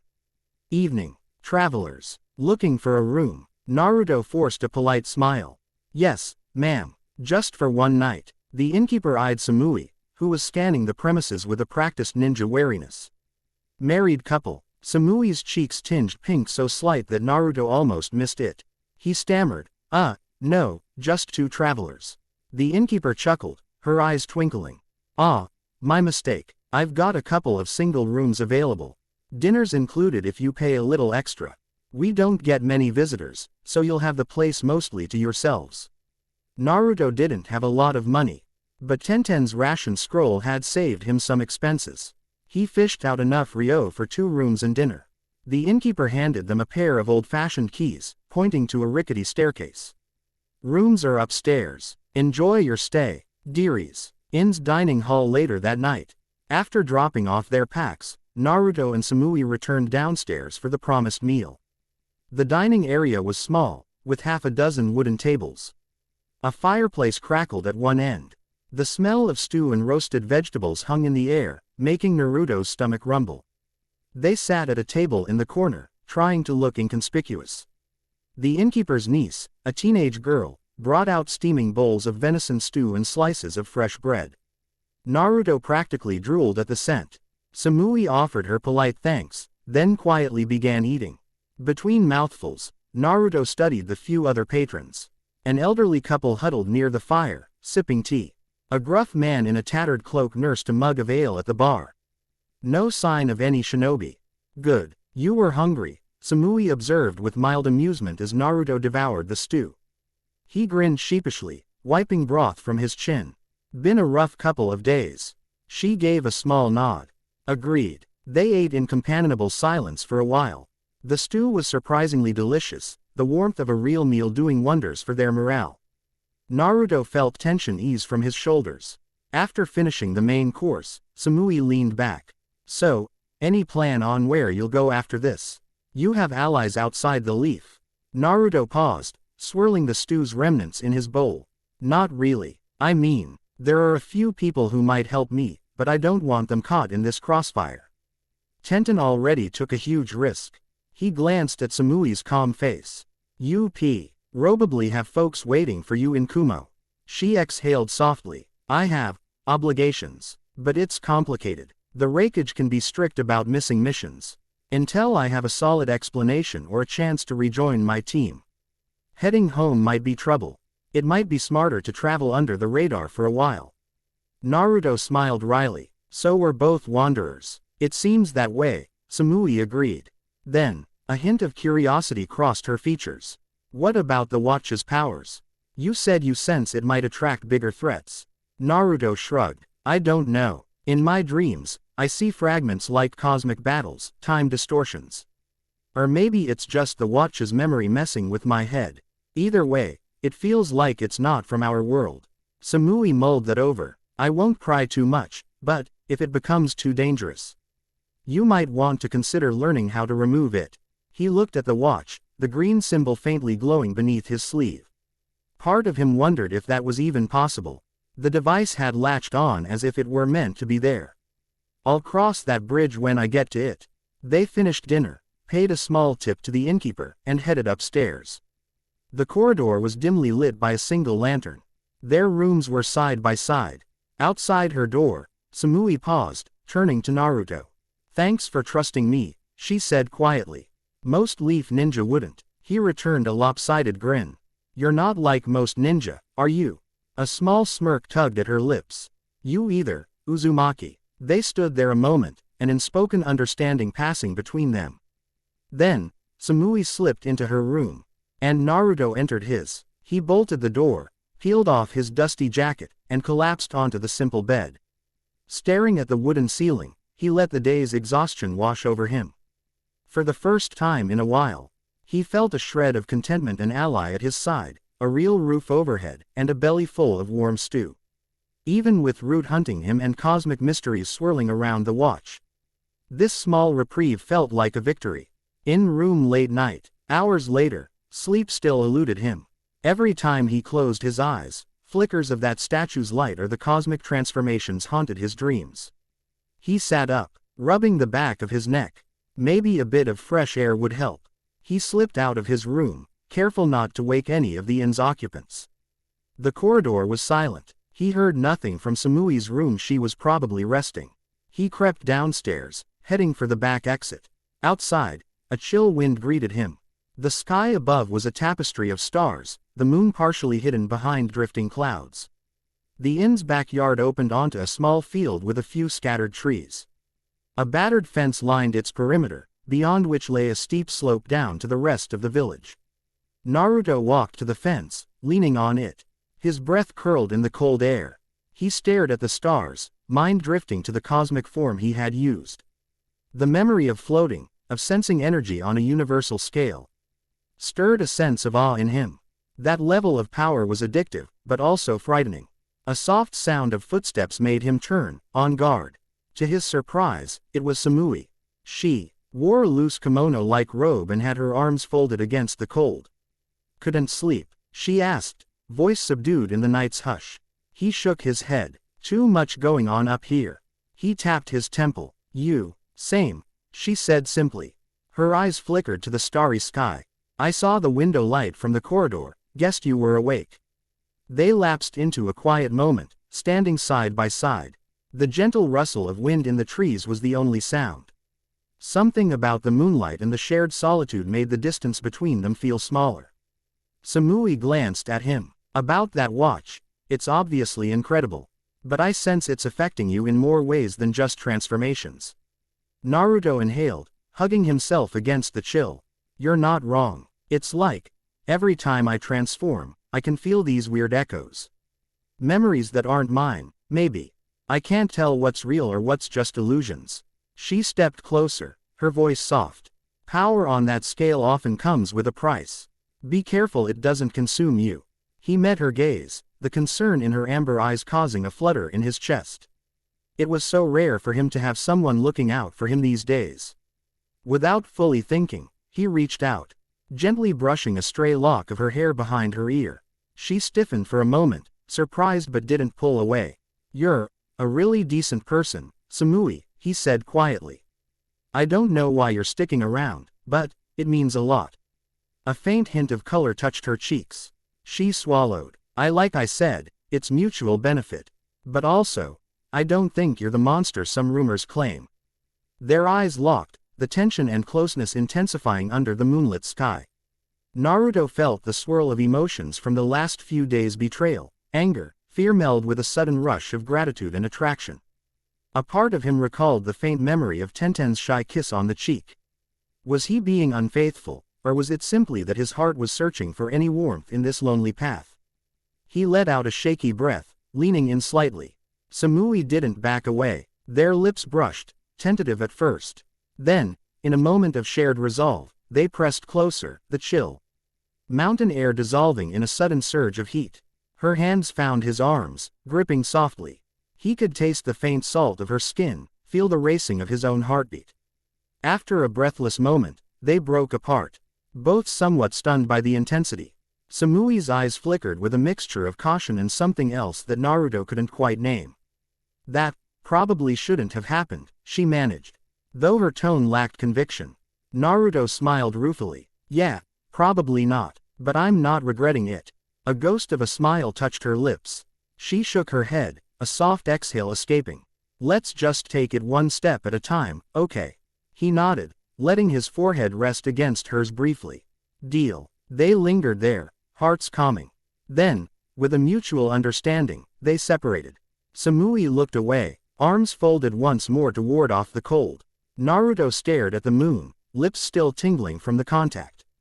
Eventually, she spoke, voice gentle. We should get some rest. Tomorrow, we'll figure out our next move. Quote. He mustered a small grin. Yeah, good night, Samui. She gave a curt nod, heading back inside. Naruto watched her go, feeling a mix of exhilaration and guilt. Tenten's worried face flashed in his mind, and he reminded himself that he owed her a lot. But in this moment, with Samui, something else had ignited a spark of raw attraction, complicated by their uncertain circumstances. Letting the night breeze cool his heated thoughts, Naruto lingered a bit longer under the stars before finally returning inside. As he climbed the stairs to his room, the watch on his wrist gave a faint glow. Like a silent witness to the emotional shifts he was going through. He wondered, fleetingly, if it was reading his heart as well as his chakra. He closed his door, leaning against the wooden frame in the dark. For the first time in ages, he felt alive. And for all the danger that lay ahead, Naruto Uzumaki wasn't about to back down from Danzo, from Root, or even from cosmic-level threats. He had power. He had allies even if they were unexpected, and he had a future to forge on his own terms. With that thought, he finally slipped into bed, letting an uneasy but determined sleep claim him. End of Chapter 2. Chapter 3. Small mountain village dawn. Distant roosters crowed as the first hints of sunlight crept over the jagged ridges surrounding the secluded settlement. Naruto roused from a fitful sleep, blinking at the low wooden ceiling in his rented room. His dreams had been a confusing jumble, flashes of cosmic vistas, battling silhouettes, and fleeting glimpses of Konoha's familiar streets. He rolled onto his side, eyes drifting to the omnitrix on his wrist. Even in the soft morning light, the hourglass symbol seemed to glow faintly, as though resonating with his heartbeat. He rubbed at it absently, recalling the frantic escape from Root the day before, and the heated moment he'd shared with Samui under the stars. A swirl of conflicted emotions churned in his chest: gratitude, guilt, hope. Tenten had risked her neck to give him supplies and show she still believed in him. But Samui had appeared in his life at just the right time, bringing comfort and understanding he hadn't expected. He inhaled sharply. Maybe he shouldn't overthink it. Survival first, romance second. A gentle knock on the door startled him. Naruto, came Samui's cool voice from the hallway. We should get moving. He swung his legs off the bed. Yeah, be right out. In lobby morning, they settled their bill with the innkeeper, just enough coins for one night and the previous evening's meal. The kindly woman seemed sorry to see them go so soon, but she waved them off, wishing them safe travels. Outside, the village was barely awake. A few shopkeepers opened shutters. A lone farmer guided a donkey cart along the rutted main road. Samui watched a cluster of local children chasing each other near a well. Her expression softened briefly before returning to her usual composure. It's nice here, she said quietly. Shame we can't stay longer. Naruto adjusted his pack. Someday, maybe we can come back when things aren't so chaotic. He checked the watch again. A small beep greeted him, though it didn't indicate any immediate transformation. Ready. Samui gave a curt nod. Lead the way. They headed out of the village at a steady pace, following a narrow dirt path that descended into a thickly wooded valley. The air smelled of dew and pine, and early sunlight lanced through the canopy in golden shafts. For a moment, Naruto almost felt like he was on a simple training trek. No root ninjas. No cosmic device. But the moment passed when he remembered the weight on his wrist, the betrayal, the constant chase. He forced a small smile at Samui, who matched his stride with practiced calm. So, he said, trying to lighten the mood, any new bright ideas on where we should go? She pursed her lips. I might know of a place near the border between Earth and HTNING country, some old trade routes that are rarely patrolled. We could slip through unnoticed, then decide our next move. Naruto exhaled in relief. Better than wandering blind. They continued in companionable silence, each lost in their own thoughts. Occasionally, Samui tossed glances at the watch, as if half expecting it to flare with strange energy again. But for now, it remained inert, off, earring neither commentary nor cosmic breakthroughs. Meanwhile, in a dimly lit room, unknown location, a swirl of dark robes shifted in the silence. A figure sat at a heavy wooden table, a porcelain mask resting at the edge. His voice, muffled yet steeped in calm authority, addressed a line of root operatives kneeling before him. "Uzumaki Naruto has slipped past your squads," Danzo said, one hand propped on his cane. His bandaged face showed no overt emotion. "Reports indicate he's now traveling with a kunoichi from Kumogakure. This complicates matters." A root operative raised his masked head. "We have limited coverage in the mountain region. The local terrain is challenging for large-scale pursuit." Danzo's lone visible eye hardened. "Then adapt. I want the omnitrix captured. Whatever the cost." He paused, leaning forward. "Assign additional resources. I've already arranged certain alliances. Next time, Uzumaki won't escape so easily." The root operatives bowed low in unison. They vanished into the shadows, leaving Danzo alone with his thoughts. His expression was unreadable, but beneath that calm exterior, a cold fury simmered. "The watch will be ours, no matter who stands in the way." Forest clearing midday, Naruto and Samui continued their journey, making good time through the wooded valley. By late morning, they reached a clearing where a broad stream snaked through mossy banks. Low-hanging branches dipped into the water's glassy surface. Their stomachs rumbled, reminding them that breakfast had been light. Samui nodded toward the stream. "Let's take a short break, eat, then move on." Naruto grinned. "You read my mind." They found a flat rock near the water's edge and sat, rummaging through the supplies Tenten had given him. Jerky, soldier pills, and a few fresh fruits they'd picked up in the village. Samui quietly sliced the fruit with a kunai, handing Naruto a piece. He bit into it. Sweet juice flooded his mouth. "Thanks." She only nodded, her gaze drifting across the tranquil scenery. For a moment, they almost looked like traveling companions with no pressing worries, just two shinobi enjoying a peaceful lunch break. But the tension in their eyes gave away the truth. After a few minutes, Naruto leaned back, letting out a contemplative sigh. "I know this might be random, but, do you ever wonder if our villages will ever truly get along? Konoha, Kumo, all the others. Every time we get close to peace, something stirs up trouble." Samui's eyes flicked to him. "Our world is built on secrets, power struggles, and old grudges. Peace is fragile." She brushed a stray crumb off her lap. "But I've seen glimpses of unity. The Fourth Shinobi War taught everyone how bad things could get if we didn't stand together." Naruto nodded, recalling how the nation had united against the threat of Madara and the 10’s. Even after that, the alliance felt shaky at times. "I just hope we don't fall back into old habits," he said softly, remembering how easily Konoha had turned on him. "Hope," Samui echoed, with a trace of wry amusement. "That's usually your line, right?" The unstoppable optimism of Naruto Uzumaki. He blinked, caught off guard. "You know more about me than I expected." She offered a faint smile. "Rumors, intel, and a certain curiosity after hearing stories from other Kumo teams. You were the Jinchuriki who fought valiantly in the war. People talk even if your own village sometimes forgets." Her words flared a mix of pride and bitterness in his chest. "Yeah, well, thanks." He took another bite of fruit, letting the moment settle. A breeze rippled across the stream, carrying the scent of wet leaves. Suddenly, the watch beeped. Not a transformation prompt, but an urgent, higher-pitched series of tones. Naruto shot to his feet, scanning the surroundings. "Something's off," he muttered. Samui rose, hand on her sword hilt. "Enemies." Naruto frowned at the watch's face.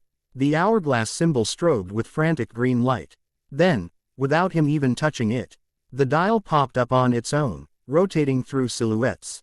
It landed on an icon shaped like a live figure with swirling lines, reminiscent of water or liquid.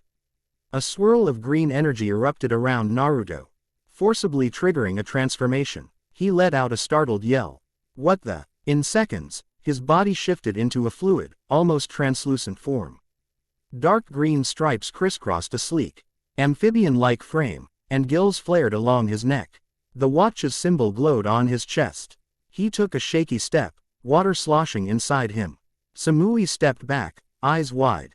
Are you all right? What happened? Naruto's new watery limbs rippled with each movement, droplets dripping onto the grass. He felt strangely buoyant, like he was half water himself. He blinked, flexing his hands. I didn't activate it. The watch just did it on its own. He glanced at the stream, feeling an odd pull toward the water.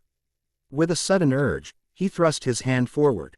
A torrent of pressurized water blasted from his palm, rocketing across the clearing. Leaves and debris flew everywhere. The force was enough to carve a trench in the soft soil. Samui shielded her face from the spray. Careful, she shouted. Naruto's mind whirled. Sorry, I'm still figuring this out. He attempted to calm his breathing, but each breath was oddly fluid, like inhaling water. A sense of alien instincts tugged at him, urging him toward the stream.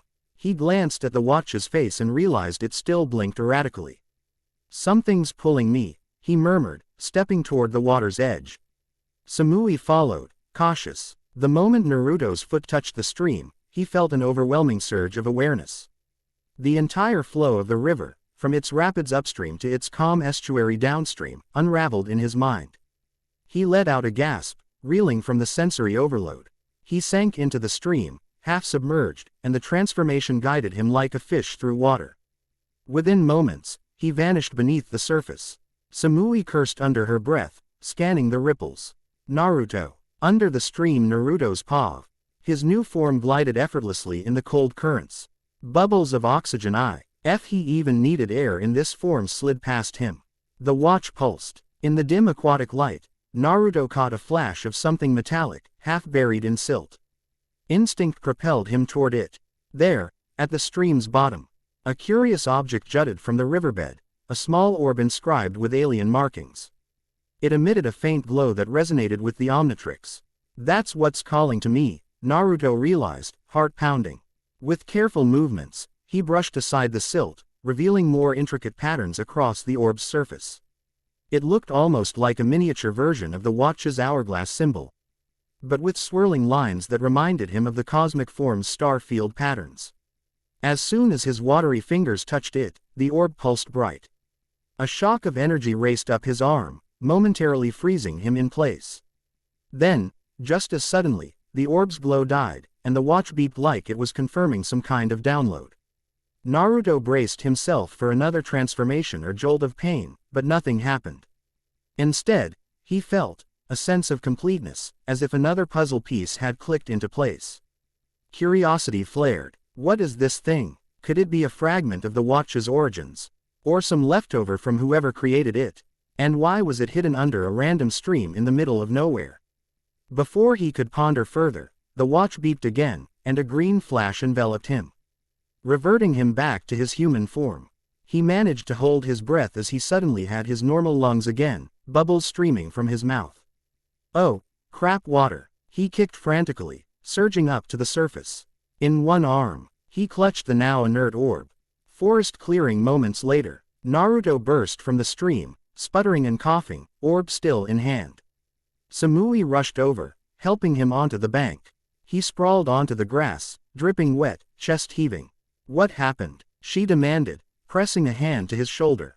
Are you okay? He coughed out a lungful of water. I'm fine, he wheezed. The watch transformed me, on its own, led me to this. He held up the orb, which glinted dully in the sunlight. Samui eyed it warily. What is it? No idea, Naruto admitted, struggling to catch his breath. But the watch reacted to it. It must be connected. Could be more of these scattered around. Fragments, or keys, or something. Samui leaned in, studying the orb's alien markings. It looks old, very old. Naruto shook water from his hair. Yeah, and definitely not from the shinobi nations. He tried to wipe the orb clean, but the markings were etched deep into the surface. The watch gave one final beep, then settled. Naruto and Samui exchanged glances. He felt a surge of apprehension, but also excitement. More mysteries, but maybe they'll lead me to answers about this thing. Samui sighed, offering him a hand. We should get moving before Root or anyone else shows up. He pushed himself upright with a groan. Right, we can't stay here. He slipped the orb into a secure pouch, feeling its slight weight against his hip. Then, gathering their scattered gear, they continued on their way, Naruto still damp, Samui still on high alert. The forest grew denser and darker as they traveled north. But Naruto couldn't shake the sense that the orb was tugging them towards something bigger, something cosmic that went far beyond petty shinobi politics. Rocky Trail, late afternoon. By the time the sun angled low in the sky, they'd reached a rugged path winding toward higher elevations. According to Samui, beyond this stretch lay the old trade routes that skirted Earth Country's border. A place seldom patrolled by major ninja villages. Their progress was slower than before, thanks to loose scree and jagged rocks. Once or twice, Naruto slipped, scraping his palm on sharp stone. Samui caught him from outright tumbling down the slope. They pressed forward, sweat beading on their foreheads despite the cool mountain breeze. Partway up, Naruto paused, noticing a faint shimmer in the air around them. "Do you feel that?" he asked quietly. Samui frowned, scanning the area. Some kind of distortion. Genjutsu. He closed his eyes, concentrating. Not quite a genjutsu. The watch vibrated faintly, and he sensed a ripple in the fabric of space-time, like the air itself was warping. A swirl of memory from the cosmic form flickered in his mind, some understanding of dimensional anomalies. "I think it's a rift," he muttered. "A small tear in reality." Samui's grip on her sword tightened. "That's not exactly comforting. Tell me about it," Naruto said, stepping forward.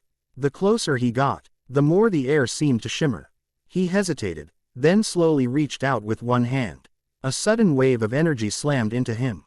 He staggered back, heart hammering. Images cascade ed through his mind, something about the future, or a possible future. He caught glimpses of a devastated landscape, crumbling villages, an ominous silhouette that loomed like a monstrous deity. Then it was gone, leaving him breathless. "Whoa," he gasped, steadying himself. Samui rushed to his side. "What happened?" He shook his head, blinking furiously. I saw a vision.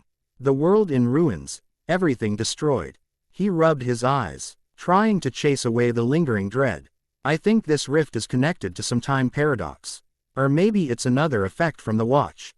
Samui scowled at the flickering distortion in the air. "We can't just leave something like that. If it's a tear in reality, it could grow, cause more trouble." Naruto swallowed, remembering the swirling cosmic illusions from the shrine. "Let me try something." He pressed the watch, cycling through the forms. The cosmic silhouette glowed beneath his finger. If any form can handle dimensional weirdness, it's probably this one. She stepped back as he slammed the dial. Green light flared, and in an instant, Naruto stood as a living constellation, cosmic energy rippling across his body. The watch symbol on his chest pulsed with an otherworldly rhythm. Hovering slightly above the ground, he extended a swirling hand toward the rift. He could feel the tear's discordant energies, like a wound in the air. Gently, he projected cosmic energy, coaxing the tear to stabilize or seal. Slowly, the shimmering distortion ebbed. The rift closed with a soft pop, like a bubble bursting. Relief washed over him, but also a deep pang of unease. What caused that rift in the first place? He reverted to normal before the watch could time out, stumbling as his feet hit the rocky ground. Samui caught his elbow. "Nice job," she said softly. "You actually sealed it." Naruto nodded, panting. "I think so. But those visions, something big is coming. Could be the watch's fault, or something else entirely." His mind replayed the imps of that catastrophic future. Swirling darkness, destruction, a monstrous figure overshadowing everything. Samui's gaze darkened. "Then we need to be ready." Elsewhere, in a deserted ruin early evening, a swirl of purple energy illuminated the crumbling walls of an abandoned fortress. A tall, ominous figure materialized amidst the rubble, its eyes glowing like embers. Its features were alien yet vaguely human-shaped, clad in black armor etched with pulsating symbols. It lifted a gauntleted hand, and the swirling energy coalesced into a small device similar in design to Naruto's watch, but twisted, corrupted. The figure's voice reverberated in an eerie, metallic timbre. The Omnitrix's signal grows. We must accelerate our plans. The timelines converge, and the key bearer has awakened its powers sooner than expected. From the shadows, multiple shapes stepped forward, beings that didn't look entirely human. Some had elongated limbs, others flickered with electricity. Each knelt before the armored figure. "Find Uzumaki Naruto," the figure commanded. "Retrieve the Omnitrix, or destroy him. This world will bow to our will, or it will burn." The alien minions bowed lower, then vanished into the darkness, leaving the figure alone among the echoes of a lost civilization. It gazed at the swirling purple vortex overhead, an almost triumphant sneer crossing its face. Camp in the woods night. Naruto and Samui found a small glade surrounded by tall pines, deciding to camp for the night. The events of the day weighed heavily on them: strange transformations, hidden orbs, time rifts. The watch was bringing more than just fancy alien powers, it was stirring ancient forces that transcended shinobi politics.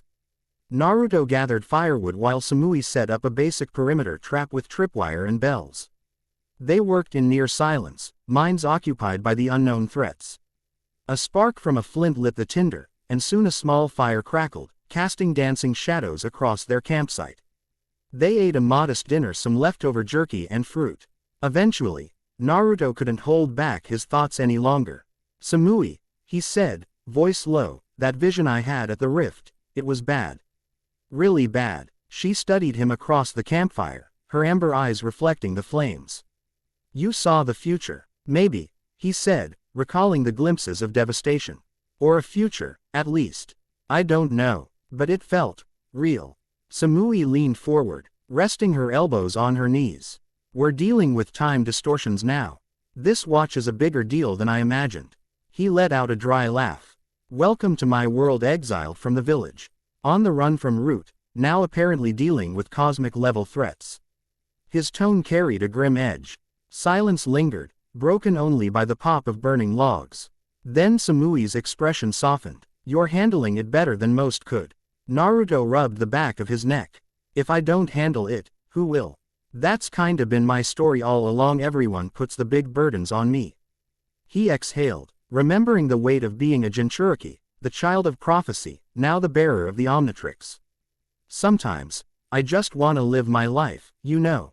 Samui's gaze flickered with empathy. Slowly, she reached over the fire and placed her hand atop his. "I get it," she said quietly. "If you need someone to shoulder some of that weight, I'm here." A tightness rose in his throat, surprising him. He turned his hand to entwine their fingers briefly. "Thanks, really." His mind pulled up an image of Tenten's concerned face, but he pushed it aside. "I'll have to figure that out later. Right now." Samui's presence was a comfort he couldn't deny. They let their hands separate. Naruto cleared his throat, feeling a mix of heat from the fire and something else. "I'll take first watch. You get some rest." Samui nodded, though her hand lingered near his for a second longer. "Wake me in a few hours." With that, she slipped under a blanket on the opposite side of the fire, sword within reach. Naruto settled against a tree trunk, alert despite the day's exhaustion. He stared into the dancing flames, pondering the day's revelations: time rifts, cosmic shrines, watery transformations, strange orbs. What else is out there, waiting for me? The watch hummed softly, offering no answers. Night watch Pav. Naruto. Hours crawled by. The forest was eerily still, occasionally broken by the hoot of an owl or the rustle of a nocturnal creature. Naruto remained vigilant, scanning the darkness for any sign of Root or other threats. He fidgeted with the watch's dial, not activating N.Y. transformations but cycling through the silhouettes to familiarize himself. Fire guy, 4 arms, cosmic star form, watery alien, and a bunch more I haven't used yet. Each promised unique powers and unique responsibilities. Eventually, his mind drifted to the orb he'd found underwater. He pulled it from his pouch, letting the moonlight illuminate the alien inscriptions. Something about the pattern NS reminded him of the markings on that statue from the shrine. Are they part of the same puzzle? He thought about the cosmic illusions he saw at that old shrine, about time paradoxes swirling around him. If these orbs and shrines were connected to the Omnitrix's origin, maybe they held the key to controlling or understanding its full power. A small part of him wondered if harnessing that power would make him unstoppable enough to force the shinobi world to treat him with respect or at least ensure that no one could ever betray him again. The thought was both tempting and unsettling. Focus. He squeezed the orb in his hand, tucking it away again. Lusting for power was Orochimaru's path, or Sasuke's. He might be exiled, but he wouldn't betray his own principles. One day, Konoha would realize their mistake or he'd forge a new destiny without them. A twig snapped in the undergrowth. Naruto snapped his head up, heart pounding. He placed a hand on a kunai, scanning the shadows. "Who's there?" he hissed. A figure emerged into the moonlit clearing, a woman with short, spiky hair and a fishnet bodysuit partially concealed by a tan coat. She had a bold grin on her face. "Hey, relax, Gaki. It's just me." Naruto blinked in shock. "Anko." He glanced at Samui, still asleep. "What are you doing out here?" Mitarashi Anko ambled closer, taking in the campsite with a casual glance. "Come on, you didn't think you could hide forever, did you?" She tossed him a small sack that clinked softly, smelling of dango. "Found you rummaging around my old haunts on the mountain pass. Figured I'd track you down." He caught the sack, raising an eyebrow. "You brought me dango." Anko shrugged, leaning against a tree. "Didn't want to come empty-handed. Besides, I was planning to ask for a favor." Naruto's guard remained up, but he relaxed a fraction. Anko had always been unpredictable, but she'd shown him some measure of sympathy after his exile. "A favor? From me?" She flicked her gaze to Samui's sleeping form, curiosity glinting in her eyes. "Making friends with Kumo shinobi now, huh? Not exactly low profile, kid." He scowled. "What's your point?" Anko waved a dismissive hand. "Chill, I'm not here to judge. Just letting you know you're on a lot of bingo books now worth quite a bounty. And yet, here you are, camping out in the open." Naruto ran a hand through his hair, bristling. "It's not like I have a ton of options, you know." Anko's grin slipped, replaced by a more serious expression. She crouched down, voice quiet. "Look, I might have some intel that could help you. Danzo's doubling down on tracking you. He's contracted mercenaries outside the elemental nations, people with weird abilities, not your standard ninja." Naruto stiffened. That matched up with the sense of alien presence he'd felt. "So you're telling me to watch out?" "I'm telling you, if you want to keep your head on your shoulders, you might need backup beyond just one Kumo Kunoichi." Anko's eyes darted meaningfully to the watch. "Something tells me that device on your wrist is painting a target on your back even bigger than the Nine Tails ever did." He swallowed, nodding. "And the favor?" Anko hesitated, glancing aside. "I have my own reasons for wanting to stick it to Danzo and Root. Let's just say I owe them for messing with my records, labeling me a risk because of my history with Orochimaru. If you plan on hitting them back or at least staying 2 steps ahead, I want in." Naruto studied her face. He remembered the times she'd been ostracized for Orochimaru's mark, the suspicion she'd endured. Was that what bound them now? Shared betrayal? "That's dangerous, Anko." "You sure?" She smirked, crossing her arms. "Danger's my middle name, kid." He couldn't help a small chuckle.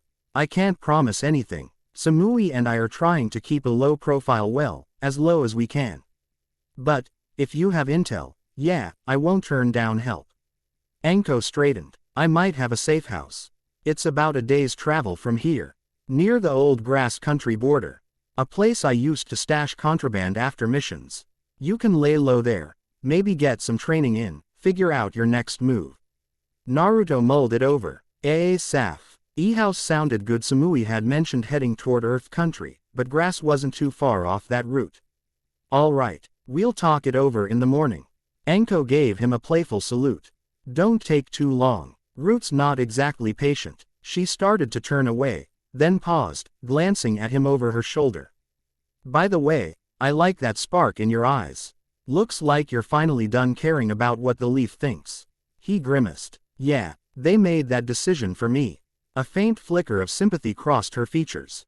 "Welcome to the Outcast Club, kid." And with that, she vanished into the darkness, leaving only the faint scent of dango in her wake. Naruto let out a slow breath. One more ally. or a potential wildcard. He eyed the sack of dango, stashing it near the fire. The night seemed darker now, full of shifting alliances and half-truths. But if Anko was sincere about helping, maybe they had a chance to stay one step ahead of Donzo's growing web. He returned to his watchful vigil, stealing occasional glances at Samui's sleeping form. Dawn felt a long way off.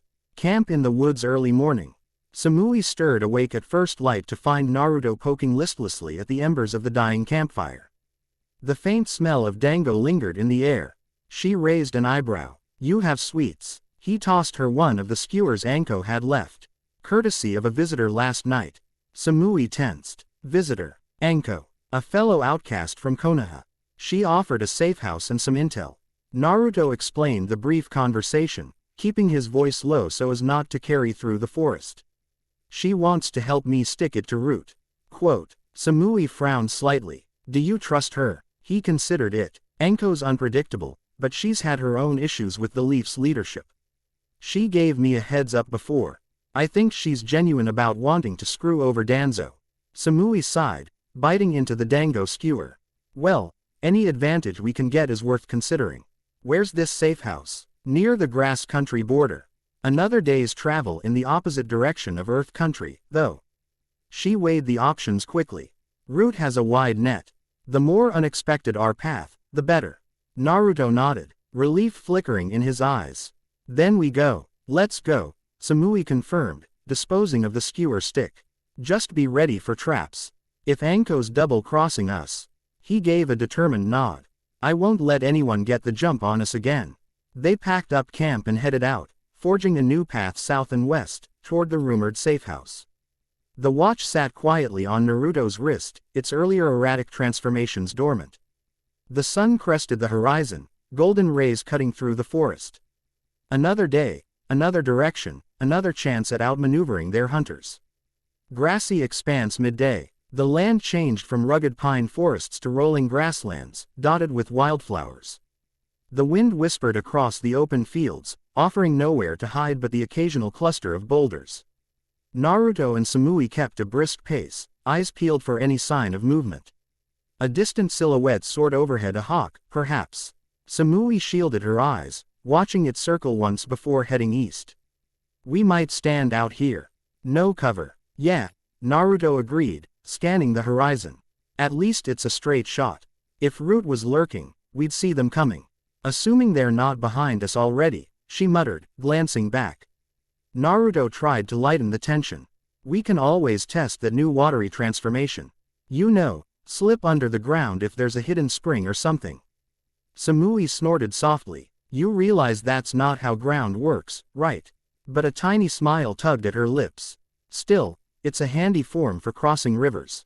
He chuckled, but the levity didn't last. The wide-open sky above them felt too exposed. They pushed forward with renewed urgency, keen to reach the safe house by dusk. Grass country border late afternoon. They arrived at an area where the rolling fields gave way to gentler hills. The air was cooler here, the breeze carrying the scent of wild mint. An old dirt road ran parallel to a shallow creek, lined by crooked fence posts. According to Anko's directions, the safe house lay tucked away in a cluster of rocky outcrops farther west. Samui paused to refill her canteen at the creek. "So what exactly do we expect at this safe house?" "Traps, hidden entrances." Naruto recalled Anko's grin. "Probably." She mentioned contraband. "I'd bet on lots of booby traps to keep out intruders." Samui stood, wiping her mouth. "We'll keep our eyes open, then." They left the dirt road, cutting west toward the setting sun. Before long, they spotted a formation of rocks rising from the tall grass, half concealing a small wooden cabin.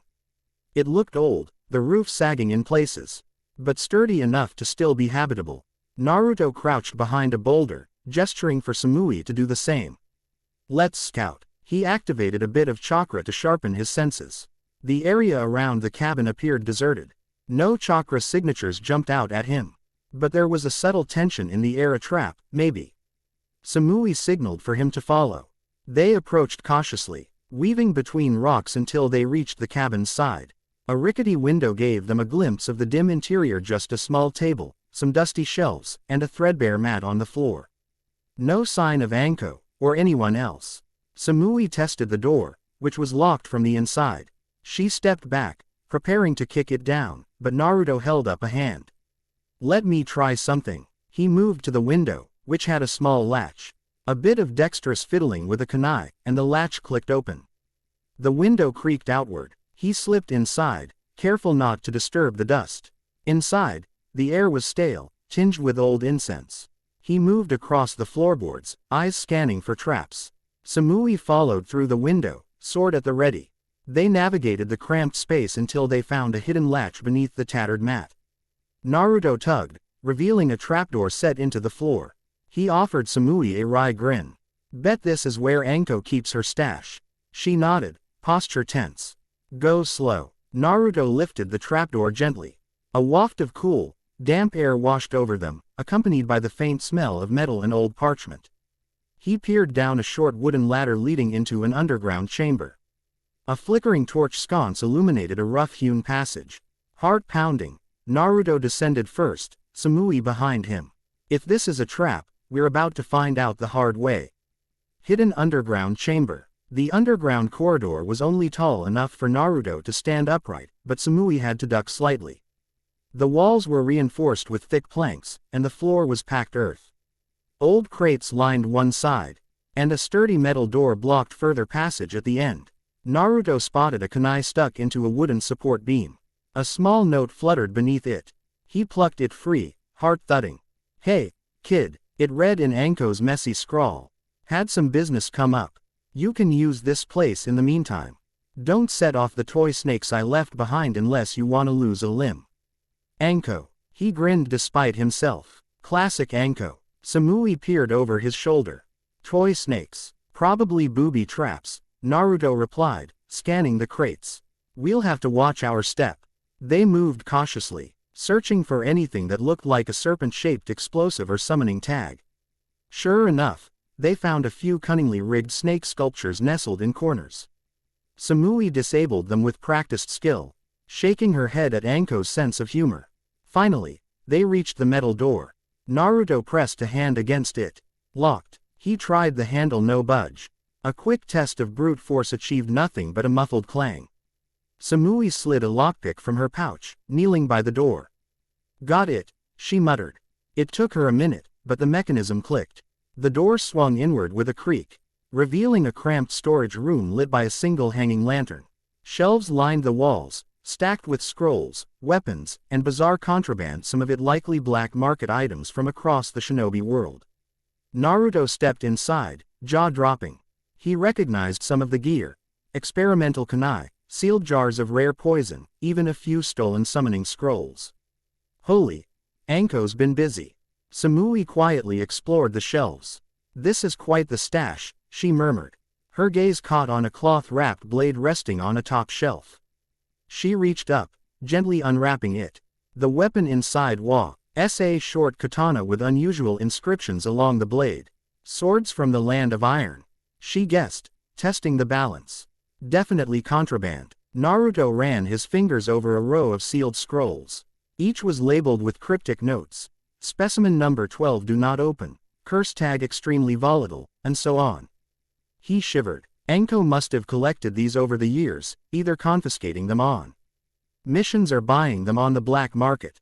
Then, at the very back of a shelf, something caught his eye, a dust-covered binder titled Root Files. He pulled it out, heart pounding. Why would Anko have root intel? He opened it, flipping through pages of coded documents, old mission logs. Some pages were partially burned, others water-stained. But a few lines stood out. Project Tensagen. Donzo's TTEMPT to replicate advanced foreign technology. Experimentation on sealed relics near the village hidden in the waterfalls. Connections to an ancient alien craft. Naruto's pulse thundered. "Samui," he called, turning to show her the folder. "Check this out." She scanned the notes, her eyes growing wide. Donzo's been dabbling in alien tech. This ties back to that watch, doesn't it? Could be. Naruto's voice trembled with a mix of anger and awe. He might have known about the omnitrix, maybe that's why it ended up near Konoha. And he wants it for himself. Samui flipped another page, her brow furrowing. There's mention of a failsafe protocol, in case the device bonded to an incompatible host. Something about forcibly removing it.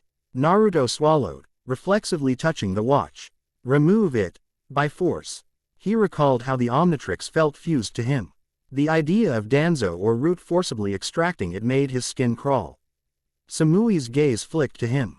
Looks like you were never just a scapegoat.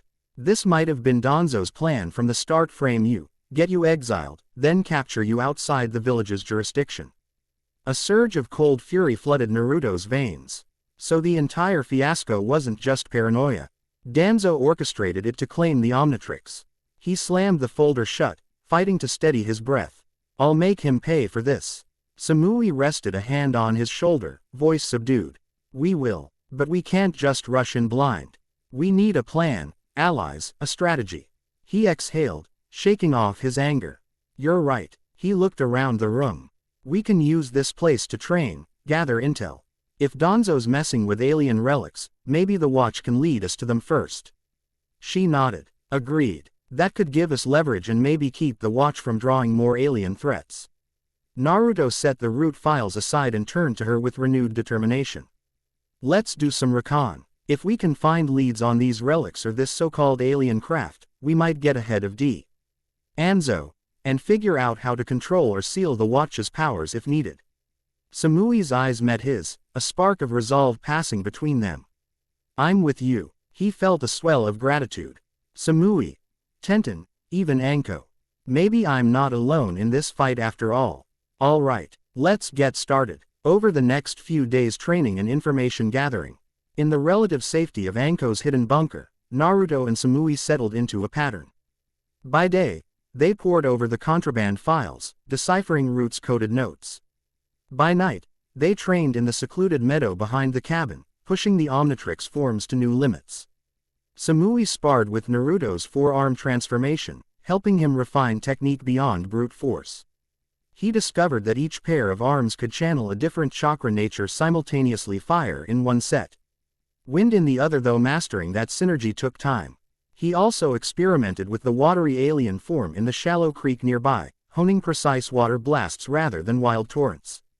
Once, he tried combining that form's fluid nature with his own chakra, accidentally triggering a swirling vortex that nearly tore the creek bed apart. Samui managed to pull him out before he flooded the entire cabin. Every so often, Samui would stand at a distance as Naruto activated the cosmic form, letting him practice short flights and manipulations of gravitational fields. They kept it brief: too much strain, and the watch automatically reverted him. During breaks, they studied the root files, gleaning crucial hints. A possible location near the village hidden in waterfalls, rumored to house a crashed metal vessel, discovered decades ago. Danzo's personal notes referencing 10’s, an experiment to fuse ninja science with alien tech. Mentions of unstable time pockets, possibly connected to rifts like the one Naruto sealed in the mountains. It all pointed to Waterfall Country as a hotbed of hidden secrets. With each new clue, their sense of urgency grew. If Danzo got there first, or if these cosmic horrors emerged unchecked, the consequences could be devastating. At night, lying in bedrolls on opposite sides of the bunker, they'd talk in low voices about what they might face. The discussions often drifted to personal territory: Naruto's lingering hurt over Konoha's betrayal, Samui's uneasy status in Kumo, and an unspoken bond forming between them. Occasionally, their conversations ended with Samui dozing off against Naruto's shoulder, or a softly stolen kiss in the dim lantern light. Neither openly called it a relationship, it was just comfort and warmth in a precarious world. And yet, Tenten's face remained in Naruto's mind. He felt a pang of guilt every time he remembered her worried eyes and the trust she placed in him. Should I reach out to her? Let her know I'm okay. But the risk was enormous. Konoha might be monitoring any communication. He decided he'd do it later, when things settled. Day 4 at the safe house. Late evening. The Y convened in the underground storage room, the flicker of a lone lantern casting long shadows on the walls. A makeshift map lay spread across the floor, marked with notes gathered from the root files and their own speculation. Naruto tapped a spot labeled, Waterfall Village, rumored site of crashed vessel. I say we head there, Naruto said. Check if these alien relics are real, see if we can find more orbs like the one I found underwater. Samui folded her arms. It's risky. Waterfall Village is small but well guarded. They don't trust outsiders. Plus, Danzo's mercenaries might already be sniffing around. Naruto nodded, acknowledging the danger. But if we don't act, we risk Danzo getting his hands on advanced tech that could rival the Omnitrix or warp reality even worse. She studied the map in silence, then let out a resigned sigh. Fine, we move before dawn, approach waterfall from the northwest, using the old infiltration routes. Stay low profile. A surge of anticipation coursed through Naruto. We'll try to keep the watch's transformations under wraps unless it's absolutely necessary. He glanced at the green hourglass on his wrist, which glowed faintly with readiness. Samui knelt to roll up the map. Let's get a few hours of rest, then pack. Tomorrow, we face whatever waterfall country has in store. Naruto reached for her hand as she stood, and she let him intertwine their fingers briefly. Their eyes met, a silent exchange of trust. Then they parted to their respective corners of the bunker for a last night of uneasy sleep. Route HQ the same night. Danzo stood before a small group of masked individuals who were not standard route agents. Their features flickered beneath the torchlight. Some had elongated fingers, others had eyes that glowed faintly. They exuded a faint aura of alien power, as though only partly human. One stepped forward, voice sibilant. You called on us to expedite the search. Our terms remain the same: payment in knowledge and resources, none of your village's petty rules. Danzo's eye narrowed. Root honors its agreements. Find Uzumaki and his watch. Deliver him to me alive, with the Omnitrix intact. Another alien-tinged figure hissed with amusement. Alive might be complicated if he resists. Danzo's tone turned razor sharp. He'll resist. Adapt accordingly, or your entire group becomes expendable. Silence lingered. The leader of the group dipped his head. A mockery of a bow. Very well, we will leave at once. Our senses can track the Omnitrix's energy. Danzo stood still as they vanished into swirling shadows, a faint sense of unease gnawing at him. These mercenaries were unpredictable, far from loyal. But if that was the price to secure the Omnitrix, so be it. Safe house bunker midnight. Naruto jolted awake, heart hammering. A nightmare. It took a moment for the dim lantern light to resolve the underground chamber around him. He rubbed his eyes, recalling half-formed images of that destroyed future. A monstrous figure loomed again, roaring in triumph as the world burned. Shaking off the dread, he rose to check on Samui. She was still asleep, her chest rising and falling softly. Her sword lay within arm's reach. Naruto felt a rush of protectiveness and guilt. So many people have put trust in me. Tenten, Samui, Anko, even some villagers who never believed the lies. He sat down, leaning against the wall, letting out a slow breath. Dawn would come soon, and with it, another journey into uncertainty. But I won't run from it. He glanced at the watch, whispering into the stillness, we'll face it together. No matter what cosmic nightmare is waiting. The watch's hourglass seemed to pulse in response, a silent affirmation or warning, he couldn't be sure which. End of Chapter 3. Chapter 4. Pre-dawn. Anko's safehouse underground chamber. Naruto stirred, mind buzzing with anticipation and unease. Today, they would leave for Waterfall Country to chase the clues linking Danzo's experiments to the Omnitrix's origins.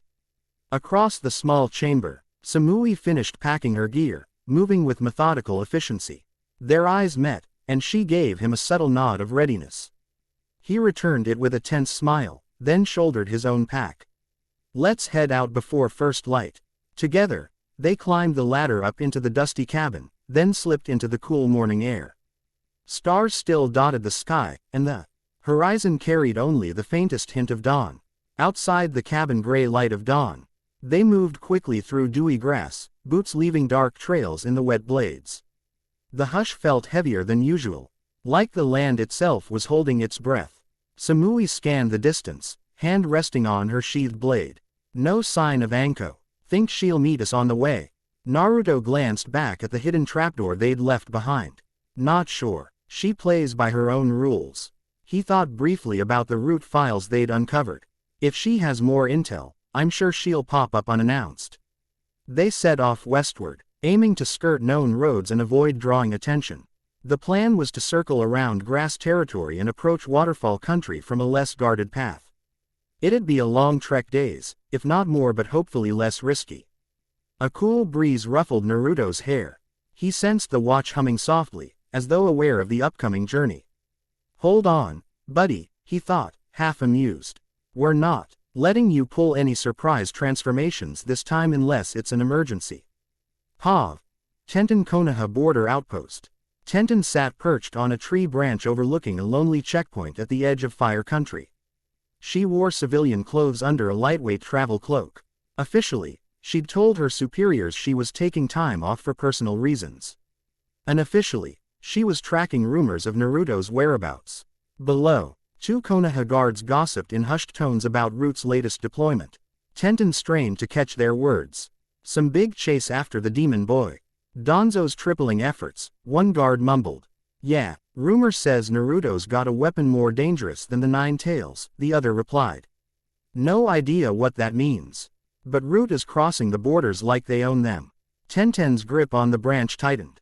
Danzo's hounds are everywhere. She hopped down once the guards drifted away, her heart pounding. So they're targeting Naruto, with even more intensity. She glanced at the sky, a heavy knot of worry in her chest. Where are you, Naruto? She imagined his grin, the warmth of his presence. They hadn't seen each other since that night by the stream. Her resolve firmed. I'm not abandoning you, no matter what it takes. Pulling her cloak tighter, Tenten slipped past the checkpoint's blind spot. If Danzo thought he could keep her from helping Naruto, he had another thing coming. Back to Naruto and Samui forested foothills, grass country.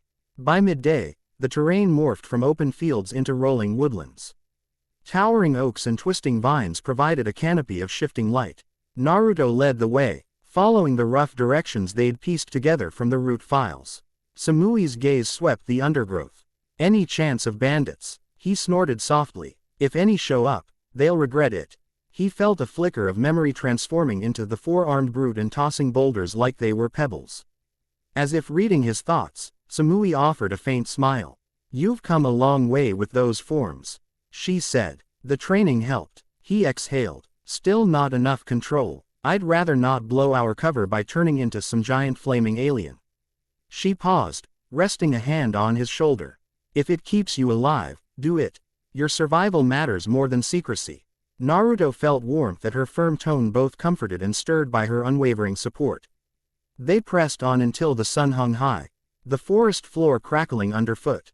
Occasionally, Naruto reached out with his senses, checking the watch.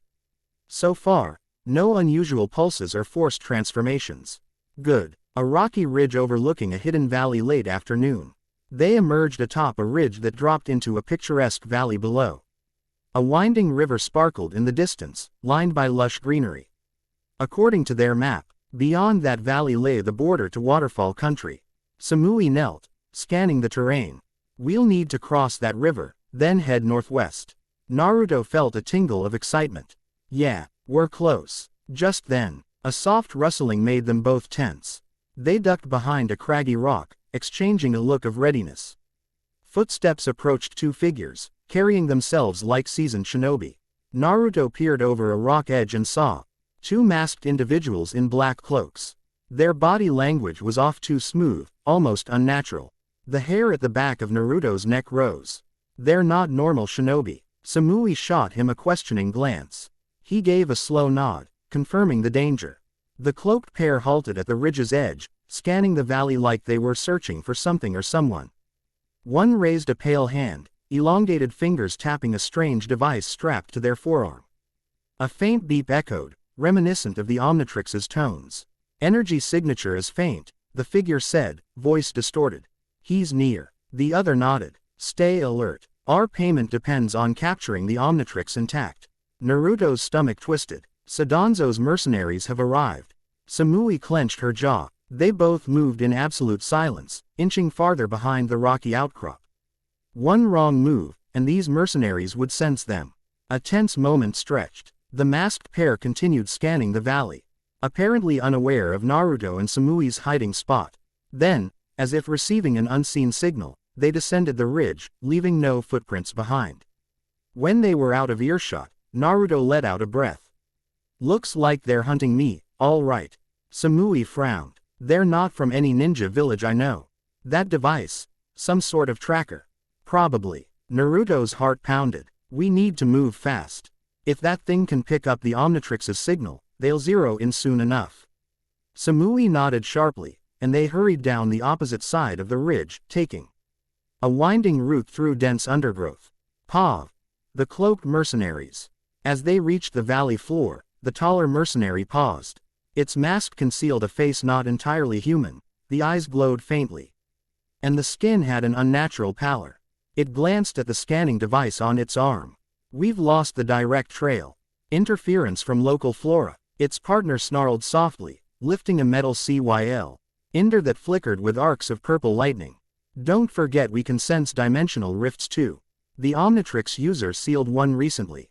That resonance lingers. We'll follow it. They pressed on, stepping through the tall grass with uncanny silence. Dense forest near the valley evening. Naruto and Samui cut through a tangle of vines and brambles, each breath coming faster. The temperature dropped as the sun dipped behind the ridge, casting long shadows. The Omnitrix beeped a single, warning note.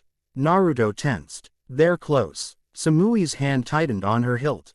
We can't outrun them forever. Might be best to ambush them on our terms. He grimaced, looking around. The forest here was cluttered with fallen logs, half-rotten stumps, and thick underbrush. Not the best place for a direct fight, but maybe we can set a trap. He thought quickly. How about a pincer move? I'll draw their attention, you come from behind. Samui nodded. Fine, but be careful. Naruto attempted a grin. When am I not? She rolled her eyes but gave his shoulder a brief, firm squeeze. Then they separated, each moving swiftly to set up an impromptu ambush. Moments later the ambush. Naruto positioned himself behind a broad trunk, waiting. Sure enough, he soon caught a flicker of movement. One of the cloaked mercenaries moved through the foliage with eerie grace, scanning for signals. Naruto drew a kuna, and deliberately snapped a twig underfoot.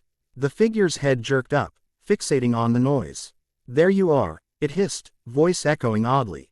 It flung its cloak aside, revealing a lithe body adorned with metallic implants. With a burst of inhuman speed, it lunged at Naruto, brandishing that crackling cylinder weapon. Naruto leapt back, flipping over a mossy log. The device sizzled as it struck the wood, burning a clean hole through it. That would have done the same to me. He forced a smirk, feigning bravado. You lost, pal. You sure you're in the right forest? A guttural laugh. Bravado. Worthless. Surrender the watch. Hard pass. Naruto shot back. He tapped the Omnitrix dial. It popped up, cycling. Which form? He settled on the four-armed brute, wanting raw power. As he slammed the dial, the transformation flashed green. With a roar, Naruto towered over the mercenary, red skin and four massive arms ready to rumble. He tore a heavy branch from the ground, swinging it like a club. The mercenary dodged nimbly, but the branch smashed a crater into the earth, sending debris flying. From behind the mercenary, Samui darted in, blade flashing. She aimed for the figure's exposed flawn, only to find her sword clashing against a swiftly raised metal forearm. Sparks flew. The mercenary staggered but twisted away, flinging an electrified throwing disc at Samui. She barely dodged, teeth gritted. Naruto seized the opening. He lunged, all four arms swinging in a barrage. The mercenary's reflexes were good, but not good enough to avoid everything. One punishing fist connected with its chest, hurling the figure into a nearby trunk. A sickening snap echoed, and the mercenary slumped for a second. But it wasn't down. With a rasping groan, the mercenary used that cylinder device on it. A surge of crackling energy that mended whatever damage Naruto's blow caused. Then it rose, eyes flaring with anger. Samui flanked it again, blade angled for a finishing strike. But the second mercenary emerged from the brush, moving faster than a normal human. A twisted staff of black metal lashed out, forcing Samui back. Naruto tensed. 2-on-2 now. He braced, though the Omnitrix beeped in warning. The four-armed brute wasn't infinite. He had to make his hits count. Samui, keep them apart. He roared, voice rumbling through the trees. She nodded, weaving left to split the enemies. The first mercenary followed her. The second advanced on Naruto. Naruto inhaled, hooking 2 arms behind a massive boulder. He heaved, launching it at the second mercenary like a cannonball. The cloaked figure raised the black staff, unleashing a pulse of purple lightning that vaporized half the boulder mid-flight. The remainder slammed into a tree, cracking it in half. These guys are no joke. Naruto rushed in, fists pounding. He battered aside the mercenary's staff with one set of arms while swinging a haymaker with the other set.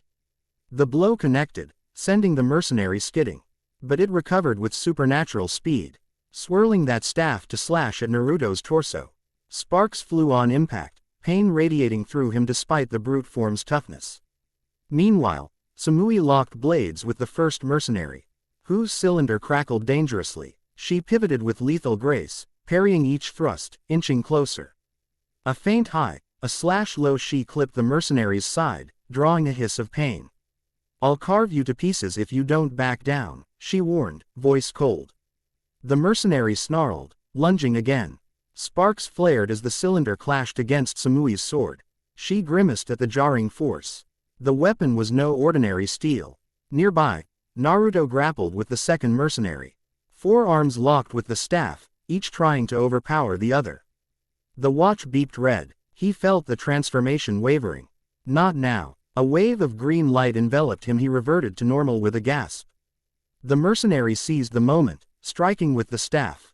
Naruto barely dodged, dropping to one knee as the staff whooshed overhead. He scrambled back, heart pounding, mind racing. Gotta change forms again, or I'm toast. But the watch needed time to recharge. "Samui," he shouted, eyes darting to her. She registered his predicament instantly. Dodging another slash, she whirled and sprang toward Naruto. In one smooth motion, she tossed him her blade, then drew a backup kunai to keep the first mercenary busy. Naruto caught the sword midair, though he wasn't exactly trained in kenjutsu. Still, he brandished it at the second mercenary. "Let's see how tough you are now." The mercenary's staff crackled. "Pitiful human. The watch or your life." Naruto lunged, blade flashing. The mercenary parried with a snarl. Their weapons locked, energy crackling around them. Naruto gritted his teeth. The staff's power was immense. Sweat beaded on his forehead. A shout from Samui broke his focus. She managed to disarm the first mercenary by driving her kunai into its wrist, sending the cylinder clattering to the dirt. Quick as lightning, she followed up with a kick to the torso. The mercenary staggered back, flickers of that self-healing energy dancing across its body. The second mercenary, distracted by its comrade's plight, glanced over. Naruto seized the opening and drove Samui's sword into the staff's core. An explosion of sparks erupted, forcing him to leap away. The staff shorted out, sputtering. The mercenary hissed, jerking back. Suddenly unarmed, it shot Naruto a murderous glare. Then both mercenaries seemed to share a look, as if receiving silent orders. Without warning, they retreated in a blur, leaving the staff and cylinder behind. Within moments, they disappeared into the darkness, footsteps silent. Naruto, panting, lowered Samui's sword. "They just bailed." Samui retrieved her weapon from him, also breathing hard. "They'll be back." That wasn't a surrender, it was a tactical withdrawal. He glanced at the staff's smoking remains, then at the discarded cylinder. "At least they left these." She gave a curt nod. "We should grab them. Maybe we can learn something." Naruto quickly collected the broken staff and cylinder, wiping sweat from his brow. This close call hammered home how relentless these mercenaries were. And that was just 2 of them. A quiet spot deeper in the forest later that night, they found a hollow beneath the massive roots of an ancient tree. It wasn't much, but it concealed them from prying eyes. Exhausted from the fight, they settled in to regroup. Samui set the cylinder on a flat rock, carefully examining it. "Strange design. I don't see any standard chakra seals, looks more like advanced tech, maybe alien." Naruto nodded, rummaging for a piece of cloth to wipe blood from a shallow cut on his arm. "Same with the staff." He glanced at the watch. "Feels like everything is pointing back to the same source." He recalled the water orb and the cryptic references to an alien craft in Waterfall Country. Whatever this technology is, Danzo's goons and these mercenaries are definitely after it. Samui exhaled, setting the cylinder aside. "We can't linger here. They'll track us again." Yeah, Naruto's voice dropped. Let's push through the night. Get into waterfall territory. Maybe we can hide among the locals, avoid open fights. She agreed. They patched themselves up, ate a quick ration meal, and prepared to move again. Before leaving, Naruto paused. Turning to Samui, a flicker of guilt passed through him, remembering Tenten's parted lips, her tearful goodbye, and now these moments of closeness with Samui. The shifting swirl of emotions felt overwhelming. I never asked for this. But I can't ignore what's happening, either. He found himself brushing a thumb over the small bruise on Samui's cheek from the fight. You okay? She stilled, eyes softening. Yeah, thanks. An unspoken tension lingered. The rush of battle, the near miss with death, it all made the pull between them stronger. He pressed a light kiss to her forehead, a gesture of both relief and gratitude. She closed her eyes, leaning into it briefly before stepping back with a faint flush. We should go, she whispered, voice a bit uneven. He nodded, leading the way into the dark woods, the watch occasionally giving a faint beep like a heartbeat. Pav. Anko hidden vantage point. Far above, perched on a thick branch, Anko watched them depart. She smirked to herself, swirling a dango stick in her fingers. They're making good progress. She'd seen the tail end of that fight, recognized the unusual mercenaries. It confirmed her suspicions. Danzo had summoned some truly dangerous outsiders. If Naruto and Samui were going to survive, they'd need more than luck. Anko leapt down silently, planning to shadow them from a distance. Let's see if they can handle waterfall. If not, I'll step in. She popped the last dango into her mouth with a satisfied grin. Always did like a good underdog story. The border of waterfall country just before dawn. Weary from night-long travel, Naruto and Samui finally reached a high vantage overlooking a winding river, this one narrower and more turbulent than the one in the valley. Dense mist shrouded the opposite bank, where waterfalls cascaded into hidden pools. The hush of crashing water filled the air. Welcome to waterfall, Samui murmured, peering through the haze. Naruto rubbed grit from his eyes, pushing fatigue aside. Let's find a crossing. It wasn't straightforward. The rapids here were treacherous, the banks steep. At last, they located an old rope bridge swaying precariously between two rocky outcrops. Half-rotted planks, battered rope. It creaked in the early morning gloom. Samui tested the first step, the wood groaning under her weight. This is risky. Naruto eyed the watch, half tempted to transform into the watery alien form and just ferry them across. But the swirl of rapids below looked punishing. One misstep, and the watch might time out at the worst moment. I'll go first, he said, carefully placing a foot on the next plank. They inched along the swaying bridge, hearts hammering with every creak. Below, white foam churned around jagged rocks. Halfway across, Naruto felt the rope on his left side snap, a few fibers twang, sending the bridge lurching. Move, Samui hissed. They hurried forward as quickly as they dared. Planks cracked beneath their feet, but they managed to reach the far side in a breathless scramble. The final board gave way the instant Naruto's foot left it. The rope bridge collapsed behind them with a resounding crash, leaving the swirling waters far below. They shared a look of relief and exhaustion. No going back that way. Above, dawn's first light tinted the mist gold. Ahead lay waterfall country's hidden interior. Takigakure, the village hidden by a waterfall, was said to be secretive and fiercely protective. Infiltrating quietly would be a challenge. Naruto set his jaw. All right, let's find this crashed ship or whatever it is before Danzo's people do. Samui's eyes flicked to a faint trail leading into the lush greenery. We stay low, gather intel from the outskirts. If locals are suspicious, we might need to bribe or trick them. Naruto forced a grin. Wouldn't be the first time I've used a transformation jutsu, right? Samui allowed a small laugh, a rare moment of levity. Then they moved on, steps hushed, minds alert for any sign of pursuit.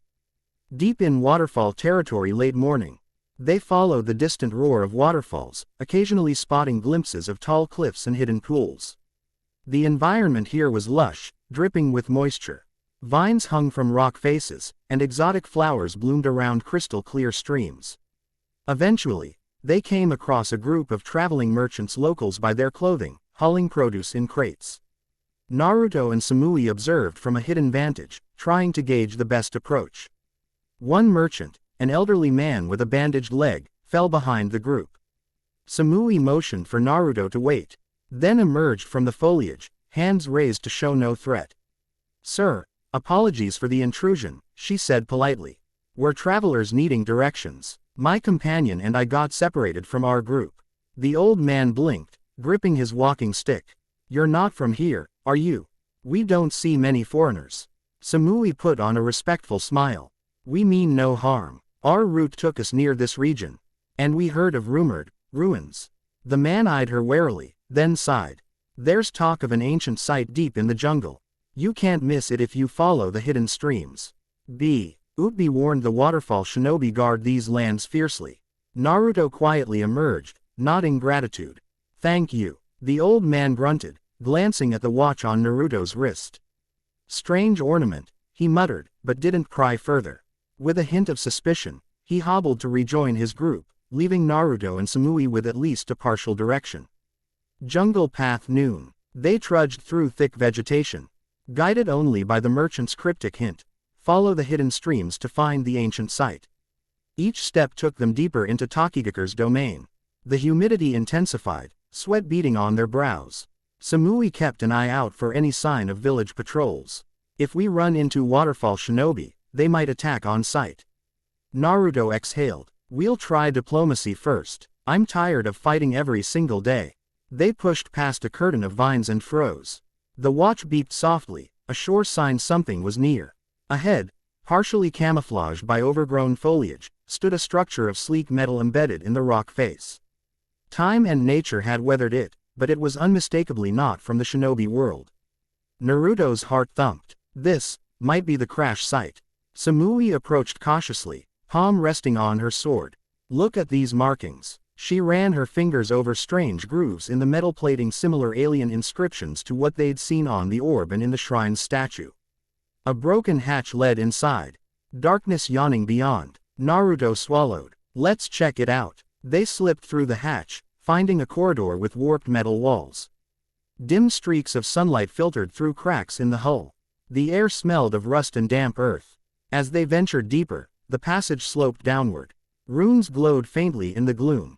The watch beeped louder, resonating with the environment. Samui whispered, "This place is huge. How did it crash here without everyone noticing?"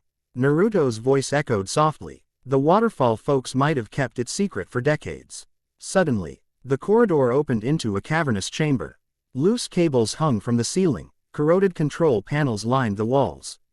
In the center stood a pedestal, on it lay a large cylinder cove, red in the same swirling patterns as the orb Naruto had found. He felt a magnetic pull. "I think that's..." Before he could finish, the watch's hourglass icon glowed brightly. A pulse of energy swept the chamber, stirring dust motes into whirling eddies. A faint hum reverberated, making their bones rattle. A voice, mechanized and ancient, crackled to life in an alien tongue, then shifted into halting common. "Omnitrix, recognized. Sync, initiated." Naruto stumbled forward, compelled to place his hand on the pedestal. The watch pulsed, connecting with the cylinder. Samui rushed to his side, alarmed. "Naruto." Energy arced from the pedestal, swirling around them. Images assaulted Naruto's mind, fragmented memories of an advanced race traveling between worlds, defending countless civilizations against cosmic threats. He saw glimpses of mechanical watchers, the building of the Omnitrix for the purpose of uniting species. And a war, a great cataclysmic battle across time and space, culminating in a final stand on some far-off planet. Then darkness. He gasped, stepping back. The cylinder's glow faded, as though it had transferred its remaining data. The watch beeped once, a low tone of finality. Samui's eyes flickered with concern. "You all right?" He pressed a trembling palm to his forehead.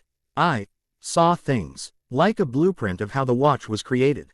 And a warning someone's trying to exploit these technologies to tear open reality." Samui swallowed. Could it be Danzo? Or something worse? Naruto nodded shakily. Could be. The watch's creators fought an enemy that wanted to merge all dimensions into one twisted domain. If that enemy's tech ended up here, maybe Danzo's messing with forces beyond his control. A sudden clang from behind made them spin around. They both braced. for a fight only to see a battered figure collapse in the corridor, panting. The newcomer wore waterfall gear, but the headband was smeared with blood. A wound on their shoulder glistened. Help! Intruders in the crash site, they rasped. Eyes wide with panic, Naruto and Samui exchanged glances. Intruders. Not us. So who? Another figure appeared behind the wounded shinobi, stepping into the chamber light. It was one of the alien augmented mercenaries they'd fought before, the staff replaced with an odd blade bristling with technology. Behind it loomed two more like-minded fighters, each with glowing implants. The wounded waterfall ninja wheezed. They attacked our patrol. Tried to break in, then collapsed, unconscious. Naruto grimaced. These guys again. Samui readied her sword. They won't stop unless we end it here. The lead mercenary sneered, blade humming with lethal energy. Surrender the omnitrix, or this entire region dies. An eerie hush fell, the only sounds the drip of water from the ceiling and the ragged breathing of the wounded shinobi. Naruto felt the watch's presence thrumming with urgency. He realized they were standing at the core of this wreck, a place holden. Secrets that might tip the balance of power. His voice came out steady, eyes narrowing. We're not giving you anything. Samui aligned herself at his side, her posture a silent vow of solidarity. The mercenaries fanned out, cutting off the exit. Tension crackled in the stale air. Naruto flicked a glance at the watch. Time to see if this new knowledge changes anything. He pressed the dial, feeling the shapes cycle. The cosmic form glowed at him, beckoning. Samui gave him a nod she'd keep them busy for the seconds he needed. She darted forward, meeting the mercenaries in a flash of steel, forcing them to split attention. Naruto slammed the dial down, green light erupting. In moments, he stood suspended midair in that star-filled shape, cosmic energy radiating. The enemy barely had time to react before Naruto unleashed a gravitational pulse, pushing two of them against the wall with bone-jarring force. Samui capitalized, her blade arcing through the air. Sparks flew as she struck the lead mercenary's weapon. Naruto soared overhead, launching cosmic flares that danced like meteor trails. One mercenary tried to deflect them with a shield of crackling tech, but the cosmic blasts tore through, leaving them reeling. Samui's blade whirled, slicing the lead mercenary's arm. Alien sparks erupted from the wound, revealing metal implants beneath flesh. It shrieked in pain, eyes glowing with fury. Snarling, the mercenary triggered something on its bracer. A swirling purple vortex formed near the pedestal, warping the air. We'll take the omnitrix by force along with the ship's data. Naruto felt the dimensional energies surge. This was like the rift he'd closed before, but bigger, more violent. The vessel's interior groaned as metal warped. Panels sparked, threatening collapse. Samui, get clear, he roared, cosmic voice echoing. She ducked beneath the swinging blade, eyes darting for an exit. The lead mercenary lunged at her again, but Naruto unleashed a gravity wave that slammed it into a crumpled control panel. Meanwhile, the vortex grew, tearing chunks of metal from the walls. Naruto hovered near it, sensing the instability. I have to seal this or everything caves in. He focused, letting cosmic energy flow outward to stabilize the rift. But the mercenaries kept attacking from the edges, launching pulses of crackling tech at him. Each impact disrupted his control. Samui sprinted behind them, slashing at cables overhead. A cascade of debris crashed down on two mercenaries, pinning them momentarily. Hurry, she shouted, blood trickling from a cut on her jaw. Naruto gritted his teeth, forcing cosmic energy into the swirling maw. The rift flickered, resisting him. He glimpsed shapes beyond the vortex, alien landscapes, swirling with chaos. Then, with a final push, he sealed it in a burst of light. The watch beeped in exhaustion, forced to revert. Naruto dropped to the floor, landing hard on his knees. Samui rushed to his side. The lead mercenary, battered and half-crushed by debris, glared at them through a shattered faceplate. You think this ends here? It rasped. Others will come. The worlds will merge. The omnitrix will be ours. Naruto pushed himself upright. Not if we stop you. Samui leveled her blade, but the mercenary spat some alien command. Its associates, also pinned, flickered with purple energy, then disintegrated in a swirl of teleportation. The lead mercenary vanished last, leaving only a mangled chunk of metal behind. Sudden silence fell. The chamber's lights dimmed, the only sounds their ragged breathing and the drip of water. Naruto turned to Samui, chest heaving. They escaped again. She pressed a hand to a bruised shoulder. At least we forced them out. And you sealed that rift. Naruto's gaze flicked to the pedestal, where the cylinder remained. He approached it carefully, watch still warm. We should take this. It might be a key to shutting down those rifts for good. Samui helped him dislodge the cylinder from the base. Beneath it lay more alien inscriptions, maps of star systems, hints of a cosmic war. She felt a chill run down her spine.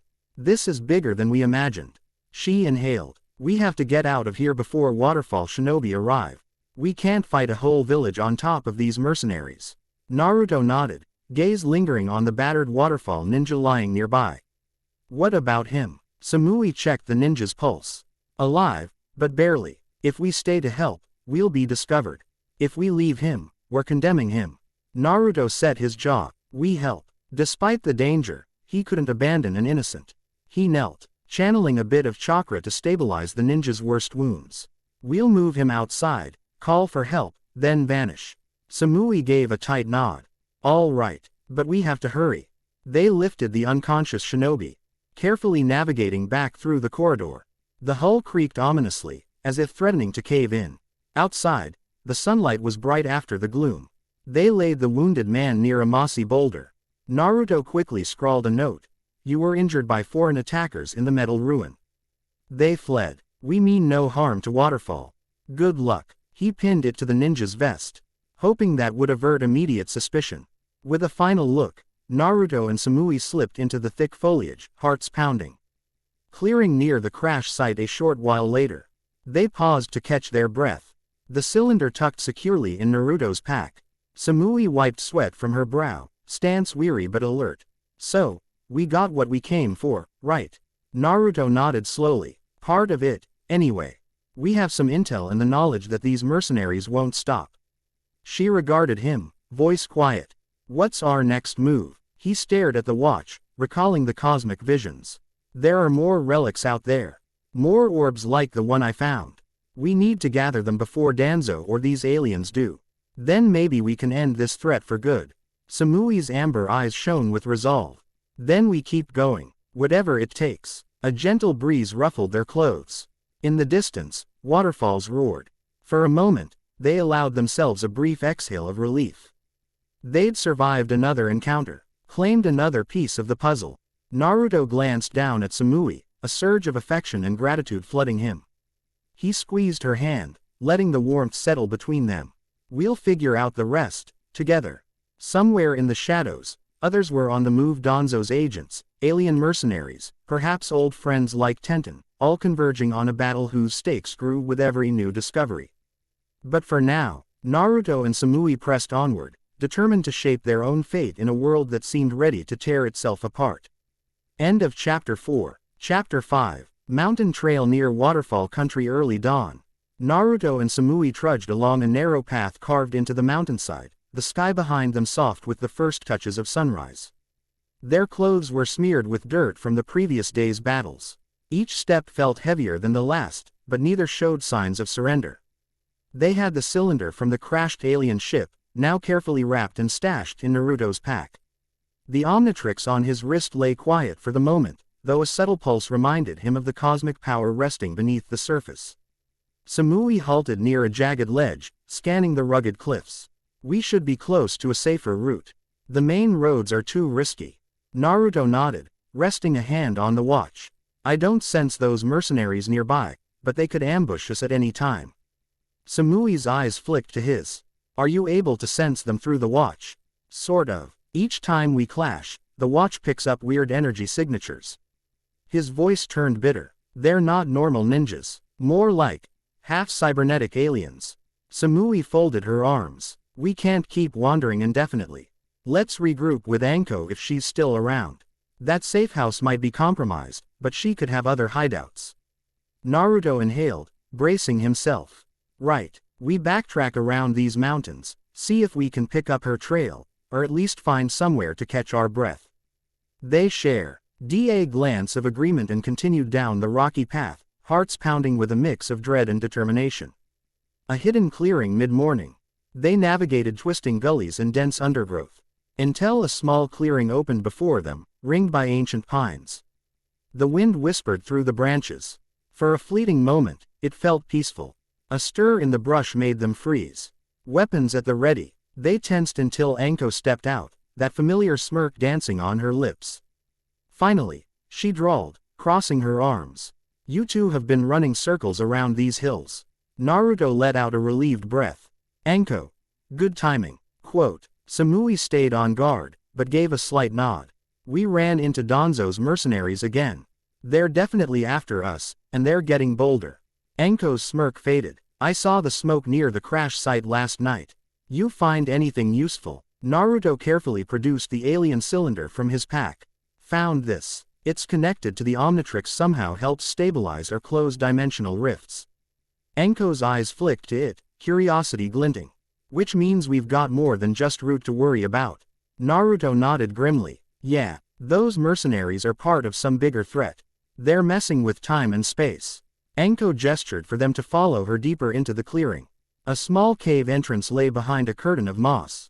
"We can talk inside." Cave hideout midday. The cave turned out to be shallow but sheltered enough, with a small natural vent overhead for air. Faint sunlight filtered in, illuminating patches of damp stone. Anko had laid a blanket and a basic supply kit in one corner. "Home sweet home," she said wryly. "We should be safe for a bit. Not even Danzo knows all my old hidey holes." Naruto and Samui sank onto the blanket, exhaustion catching up to them. Anko rummaged through her pack, tossing them canteens of water. Samui uncapped hers, taking a long swig. "We have to figure out what Danzo's endgame is. He's not just capturing Naruto, he's dabbling in technology that could threaten everything." Naruto agreed, gulping down the cool water. His old root files hinted at Project Tensagen. Some twisted attempt to fuse alien relics with shinobi science. Anko clicked her tongue. Typical. Danzo's always wanted an edge, no matter how dangerous. Naruto brushed a few stray droplets from his chin. "We can't let him succeed. But we also can't fight an entire army alone." Anko settled against the cave wall, chewing on a stick of dango. "There's a rumor that certain factions within Konoha and maybe even beyond are turning against Danzo's methods. You might have more allies than you think." Samui's expression turned thoughtful. "Allies like who?" Anko shrugged. "Some Anbu loyal to the Hokage rather than Root. A few Jonin who don't trust Danzo at all. And I've heard rumors that Tsunade's starting to push back." Naruto tensed at Tsunade's name. He'd pictured her ignoring him during the council fiasco, that guilty look on her face. "If that's true, maybe we can coordinate with them to expose Danzo." Anko eyed him carefully. "This isn't just about revenge, is it?" He shook his head. "No, it's about stopping before he unleashes something we can't contain." Samui drew in a measured breath. "How do we even approach Konoha? We're all considered enemies or rogues to them." Anko's lips curled into a daring grin. "We do what we do best, infiltration. Slip in undercover, link up with whoever's rebelling. Maybe cause a scene that forces Danzo into the open." Naruto stared at the omnitrix, recalling how it had turned him into unstoppable forms. A swirl of old bitterness crept up. "Konoha threw me out. Now I have to save it." But he knew letting Danzo run wild would threaten more than just the village, it could endanger the entire world. He looked at Samui and Anko, both awaiting his decision. "All right, we'll go back to Konoha." They spent the next hour hashing out a plan. Anko had contacts who might smuggle them into the village unnoticed. Samui would use her infiltration skills to gather intelligence from the outskirts. Naruto, as the watch-bearer, would remain hidden until the right moment. "If we time this right," Anko concluded, "we can corner Danzo during a council session or some big event. We need public exposure so he can't just silence us."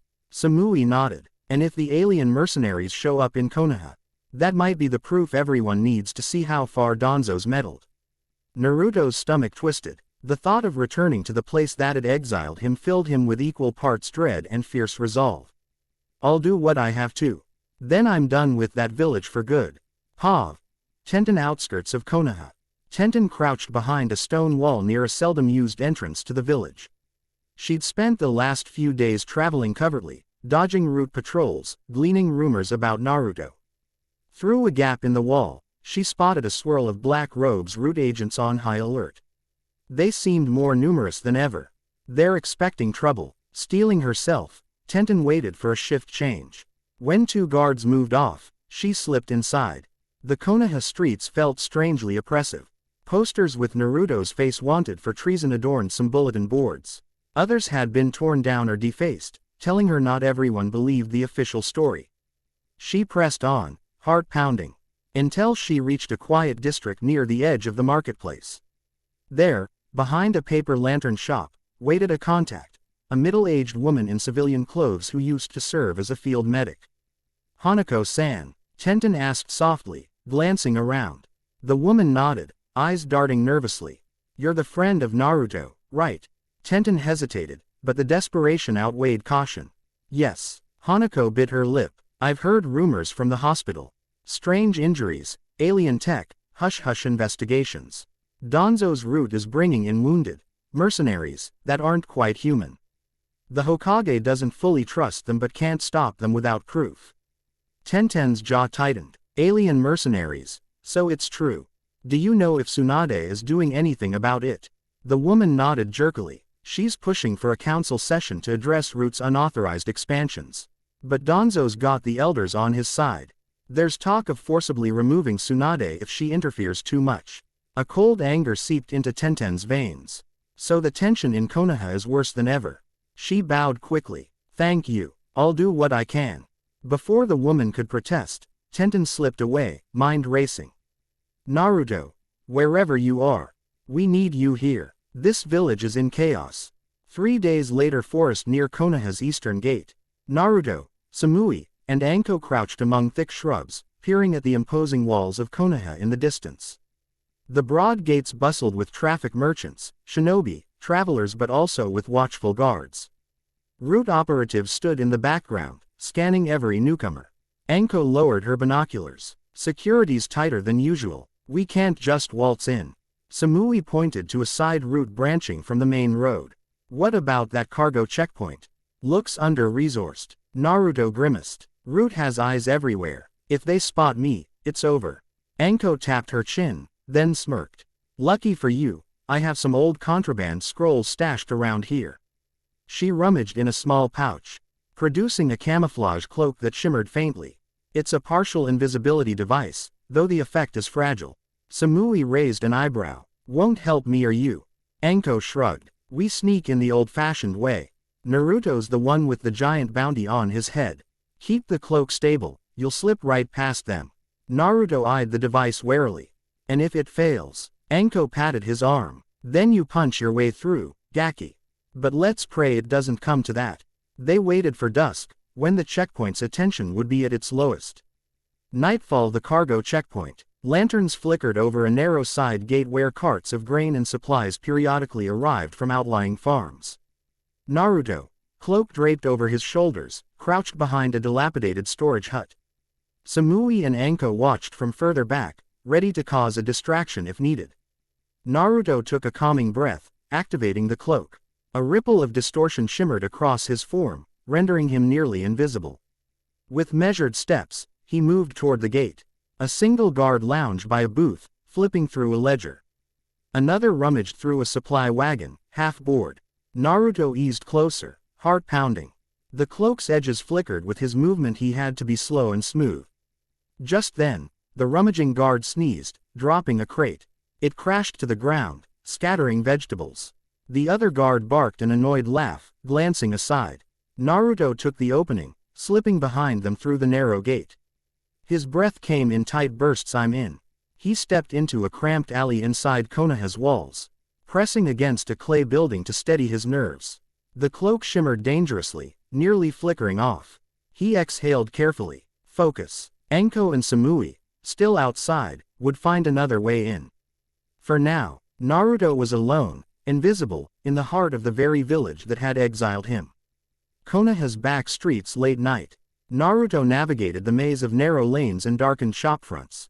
Memories flooded him. He'd grown up on these streets, once a pariah, then a hero, and now a traitor. Each familiar sign or lamp triggered a pang of nostalgia, twisted by bitterness. Faint voices reached his ears. Two civilians gossiping in hushed tones. "I heard the council's meeting tomorrow," said a woman's voice. "Danzo's pushing for martial law." A man replied, "Tsunade-sama won't let that happen. But I'm worried about Root. They've got odd soldiers these days, not normal shinobi." Naruto's chest tightened. It's all coming to a head soon. He recalled Anko's suggestio. If they could disrupt that council meeting with enough evidence, Danzo might be exposed publicly. He kept moving, hugging the shadows, the cloak's invisibility flickering with each jolt or brush against a wall.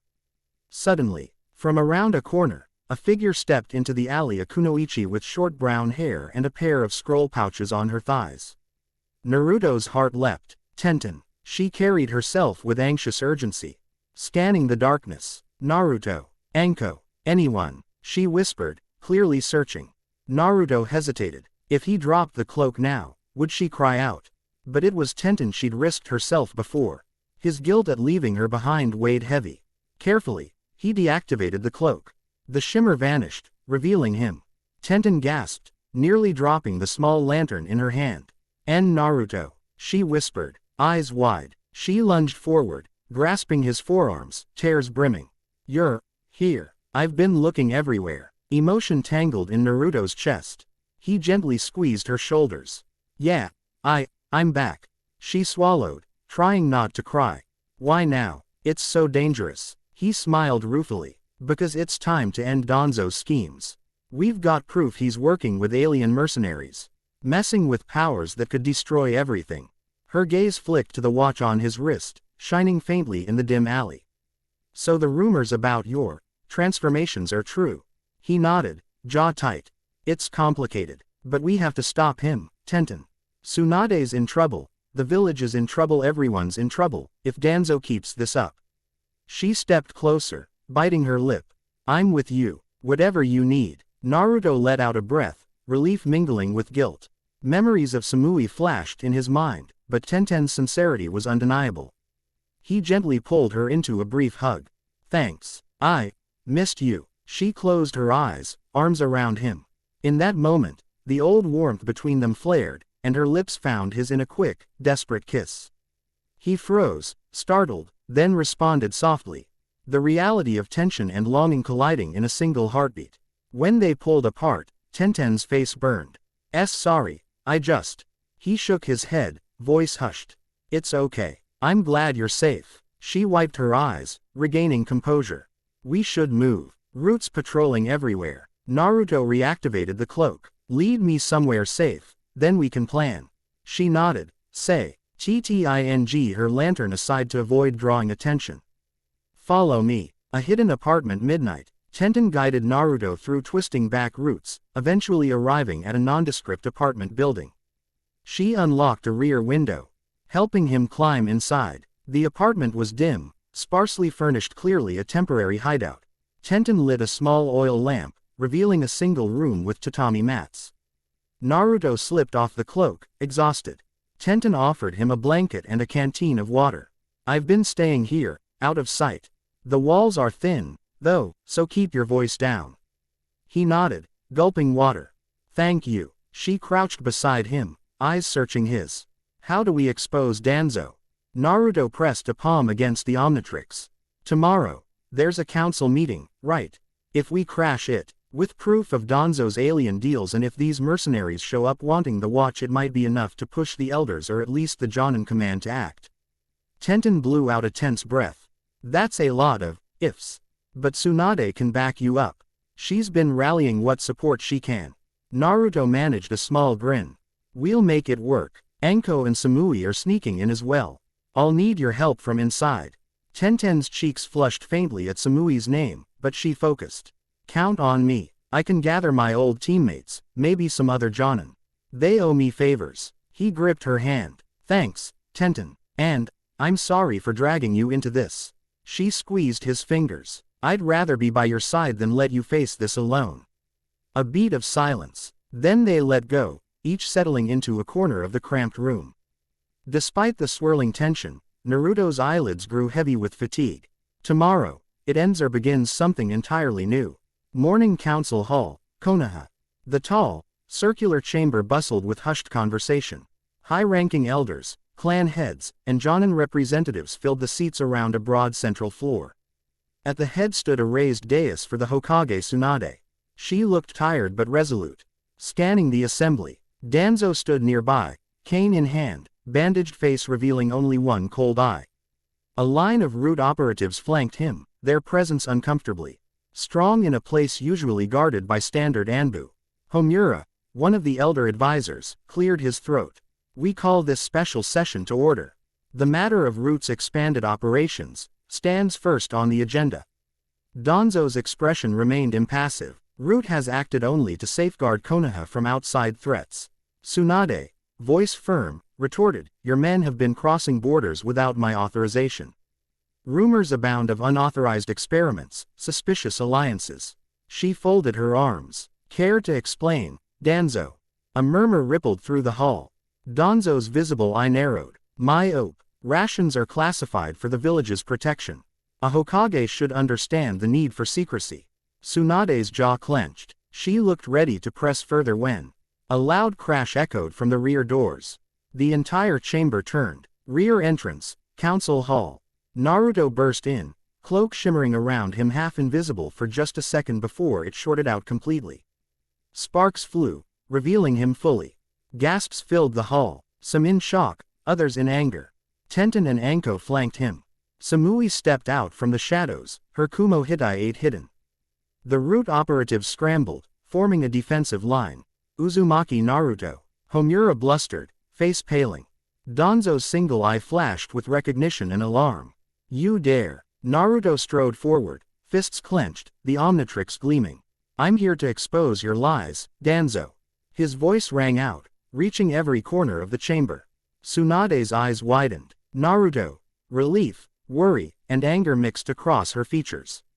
Danzo's root operatives bristled. One moved to restrain Naruto. But Tsunade's hand smashed down on her podium. Stand down. Her voice carried the authority of the Hokage. The root agents hesitated, unsure whether to obey Danzo or Tsunade. Danzo tried to regain composure. This traitor was exiled. He has no right to. Naruto's fury roiled. You set me up. You wanted the omnitrix for yourself. A shocked whisper went through the council at the strange word. The watch beeped, as if acknowledging the attention. Naruto raised his voice, eyes blazing. Danzo's working with inhuman mercenaries beings wielding alien technology. We have proof. Anko stepped forward, brandishing a battered data scroll from the root files. Classified doc after doc on Project Tensagen. You've been messing with relics not of this world. She slammed the scroll onto the central table. Staging experiments, forging alliances with creatures that nearly tore open reality. Tsunade's hand shook on the dais. Danzo, is this true? Danzo banged his cane, attempting to maintain control. Preposterous. Conjecture from criminals. The same criminals who attacked Konoha. Tenten raised her voice, unwavering. We have eyewitness accounts. Dick's treating. Strange mercenaries, brought in by Root, armed with weapons we've never seen. Even some waterfall nin were attacked by them. Ask any local guard at the gates. These foreigners come and go under Root escorts.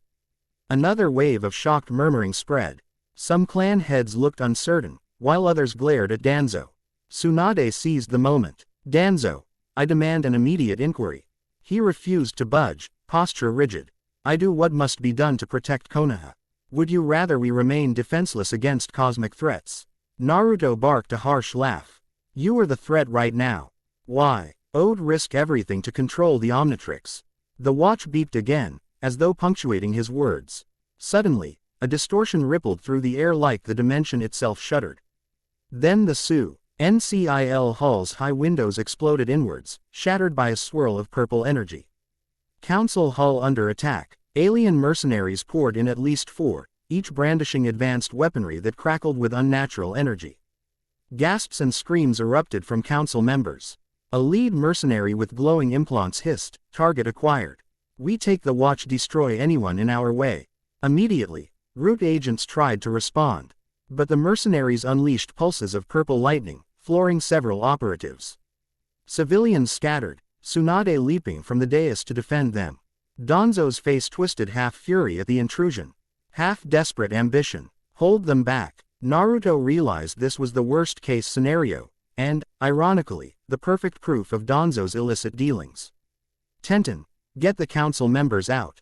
Samui, Anko cover me. Samui nodded, drawing her blade. Anko flashed a wild grin. Time to show these freaks how Konoha handles gatecrashers. In a blur, Naruto pressed the omnitrix dial, cycling quickly through silhouettes. Four-armed brute, fiery alien. The cosmic form might cause too much collateral damage here. But these mercenaries are stronger than normal, better not hold back. He selected the cosmic form. A brilliant flash enveloped him. Gasps sounded from the onlookers as Naruto's body became a swirling starfield. He floated a few inches off the floor, cosmic energy radiating. A mercenary lunged with an electrified spear. Naruto formed a gravitational pulse in one swirling hand, repelling the attacker across the hall. Another tried to flank him, but Samui intercepted with a flurry of sword strikes.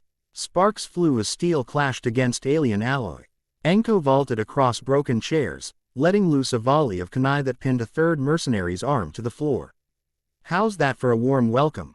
She taunted. Meanwhile, Tenten guided terrified council members toward the exits, stepping in to hurl a chain of metal projectiles whenever a mercenary threatened them. Her expertise with weapons gave her an edge. Even these advanced aliens struggled against her relentless barrage of spikes and blades. Tsunade, face set with grim resolve, slammed a fist into the fourth mercenary, sending it crashing into a column. She turned, shouting orders at the few jonin who remained composed. Evacuate the civilians. Secure the perimeter. Naruto unleashed cosmic blasts at the pinned mercenary, neutralizing it. But the lead enemy, battered yet unyielding, roared with rage. A swirling device on its wrist glowed ominously. If we can't have the omnitrix, we'll collapse this entire dimension. A new rift began tearing open in the center of the hall, crackling with malevolent energy. The walls trembled, pieces of the ceiling raining down. Danzo's face blanched. Even he understood the catastrophe unfolding. Stop them, he snarled, though it was unclear if he was shouting at Root or at Naruto. Naruto soared higher, cosmic form blazing. He recognized the rift, a dimensional tear like the ones he'd sealed before. But this one was bigger, fed by the mercenary's advanced device. Samui cut down another attacker, panting. Naruto, can you seal it? He gritted his teeth, focusing cosmic power. I'll try. He poured energy into the rift, fighting to close it. The lead mercenary howled, intensifying the tear with its own alien tech. A fierce tug of war erupted, raging energies crackled, tossing debris around like paper. Across the hall, Tsunade and the jonin shielded civilians from the maelstrom. Tenten and Anko tried to disable the mercenary's device, but it was surrounded by an electric field that repelled them. Pain jolted through Naruto's cosmic form. He's pushing more power than I can neutralize. He needed something extra. The cylinder, he realized. The relic from the crash site. It helped stabilize dimensional anomalies before. Samui. The cylinder. Samui dashed to Naruto's pack, rummaging frantically. She withdrew the alien cylinder, etched with swirling patterns. The omnitrix beeped, resonating with it. Naruto extended a cosmic hand. Samui flung the cylinder up. He caught it, channeling cosmic energy into its alien inscriptions. Instantly, the cylinder flared bright. A wave of stabilizing force rippled out, latching onto the rift. The mercenary shrieked, doubling efforts to tear the dimension open, but the cylinder's power entwined with the omnitrix's cosmic energy, sealing the gap inch by inch. Naruto's entire form glowed like a miniature supernova. He roared, pushing everything he had into containing the rift. The lead mercenary convulsed, its own device shorting out under the strain. Purple arcs of electricity lashed across its body, tearing it apart from within. With one final burst of brilliance, Naruto sealed the rift entirely. The mercenary collapsed, lifeless, the device on its wrist smoking. The remaining aliens lay defeated, unconscious or pinned by debris. Silence fell, broken only by the crackle of sparks and the groans of wounded. Naruto reverted to human form, dropping to a knee, cylinder clutched in his trembling hands. Tsunade rushed over, eyes wide with a mix of relief and shock. Naruto, you, he coughed, forcing a shaky grin. Guess. The cat's out of the bag. Aftermath in the council hall. Medical nin rushed in, triaging injuries. Tsunade directed them, though her attention kept drifting to Naruto. Danzo stood off to one side, seething quietly as council members bombarded him with demands for answers. Root agents looked uncertain, their leader's credibility in tatters. Tenten, Samui, and Anko helped calm the chaos, ensuring no mercenaries were left functional. One of the downed aliens groaned, half-conscious. Tsunade ordered the medics to secure it for interrogation, further proof of Danzo's shady deals. Naruto sagged against a broken railing, fatigue dragging at him. Tenten knelt beside him, wiping sweat from his forehead. "We did it," she murmured. He nodded. "But it's not over yet." Tsunade approached, her expression stern. A hush fell around them as the surviving council members gathered. Danzo, flanked by a few Root loyalists, hovered on the periphery. "Naruto Uzumaki," Tsunade said formally. Though her voice trembled with emotion, "You stand accused of treason, but now it's clear you were framed by Danzo's machinations." She cast a withering glare at Danzo. Council Elder Kaharu grimaced, stepping forward. "This is unprecedented, but the evidence is undeniable. Danzo has allied with foreign entities, endangering Konoha." Homura nodded reluctantly. "We must convene an immediate hearing." Danzo gripped his cane, face twisted with fury. "I acted for the village's protection. Without me, these cosmic threats would crush us." Naruto mustered the strength to stand, looking Danzo straight in the eye. "You almost ended the world. Don't you dare call that protection." A tense moment held. Then Tsunade slammed her palm down on the dais, cracking the wood. "Danzo, as Hokage, I hereby suspend your authority pending full investigation." Root is officially dissolved. Danzo staggered, eye wide. "You can't." But the Jonin present closed ranks around Tsunade, weapons half drawn. Council members whispered their agreement.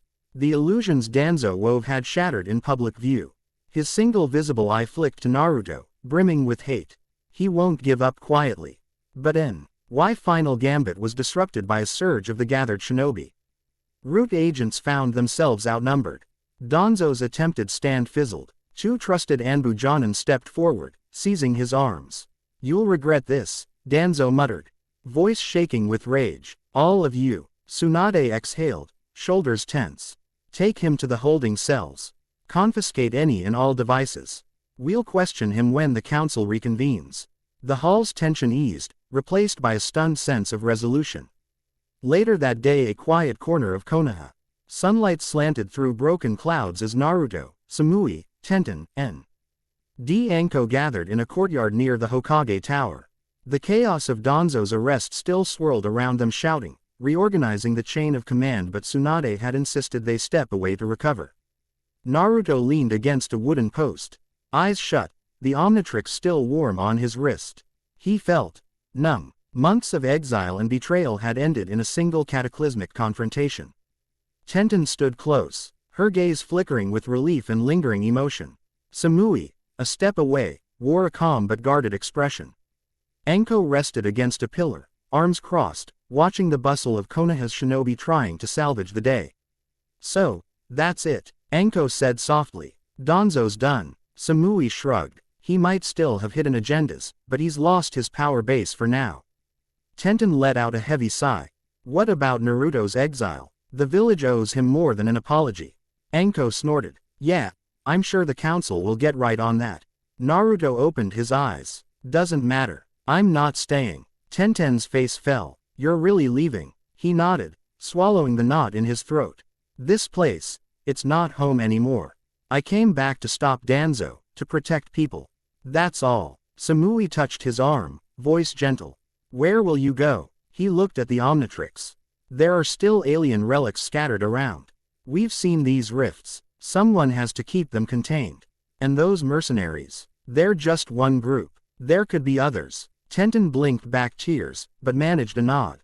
"Then let us help." Naruto caught her gaze, then glanced at Samui. I won't force anyone to come with me. The path ahead is dangerous, uncertain. I might never settle down." Samui offered a rare half-smile. "I don't scare easily." Anko snickered. "Count me in, kiddo. I like busting heads, and I hate being cooped up by Konoha's politics." Tenten stepped closer, determination shining in her eyes. I'm tired of how this village treated you. I'll come, too. Maybe one day we can return on our own terms. Naruto felt a swirl of gratitude and a flicker of guilt. He recalled the stolen kisses, the unspoken tension between Tenten and Samui, the complicated swirl of emotions. But they were all prepared to follow him, forging a future beyond the village's strict walls. All right, he said quietly, voice thick. We leave after I talk to Tsunade one last time. Hokage's office late afternoon. The Spacio's office bore signs of chaos, files scattered, Anbu standing guard. Tsunade sat behind her desk, lines of fatigue etched on her face. She looked up as Naruto entered, alone for this conversation. He bowed slightly out of habit, then straightened. Bachan, she sighed, a flicker of sadness in her eyes. Naruto, first, I owe you an apology. I let political pressure silence me. I should have protected you. He swallowed, not wanting to open old wounds. It's done. She studied him. So, you really plan to leave again? He nodded. Danzo's threat is contained, but there's more out there, alien relics, cosmic dangers. The watch, it's my responsibility now. Tsunade rose, walking around the desk. Without warning, she pulled Naruto into a tight embrace. He stiffened, then relaxed, letting out a shaky breath. Despite everything, a pang of affection for his mentor remained. Be safe, brat, she murmured against his hair. And know you'll always have a place here once the dust settles. He stepped back, memories swirling of all the times Tsunade watched over him. Take care of the village. Make sure it learns from this. She managed a bittersweet smile, pressing a small pouch into his hand. A little traveling money and a letter acknowledging your innocence. At least you won't be hunted anymore. Naruto nodded, pocketing it. Thank you. He turned to leave. At the door, Tsunade's voice stopped him one last time. Naruto, you saved us. Don't forget who you are. Not some monster, but a hero. He paused, clenching his fist. I'm just me. Then he slipped out, letting the door close behind him. Main gate of Konoha sunset.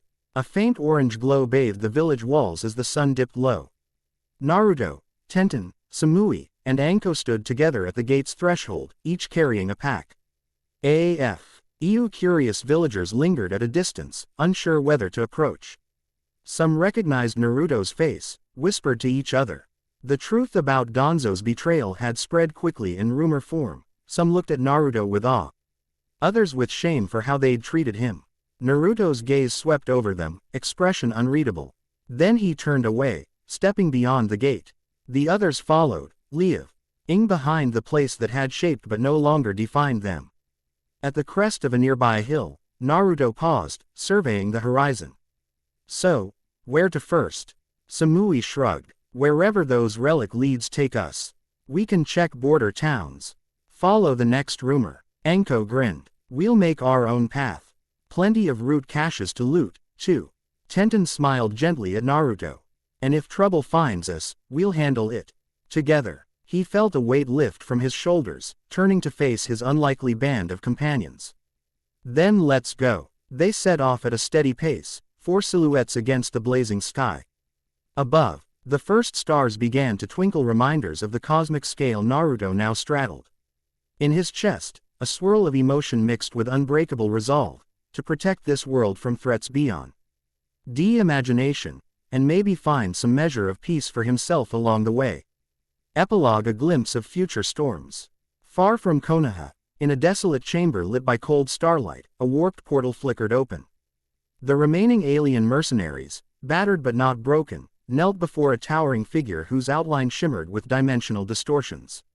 They bowed low. We failed to secure the omnitrix. The key bearer is stronger than anticipated. The towering figure's eyes glowed with malevolent amusement. Stronger, yes, but not invincible. The cosmic cycle stirs once more, and we have many moves left on the board. A flash of swirling energy illuminated the chamber walls, revealing cryptic symbols matching the omnitrix's design. The figure lifted a clawed hand. This world is but one battlefield. Prepare the next incursion. Lightning crackled across the portal. The mercenaries rose, steeling themselves. Their defeat in Konoha was merely a stepping stone in a larger game, one that would inevitably cross paths with Uzumaki Naruto and the Omnitrix again. End of Chapter 5.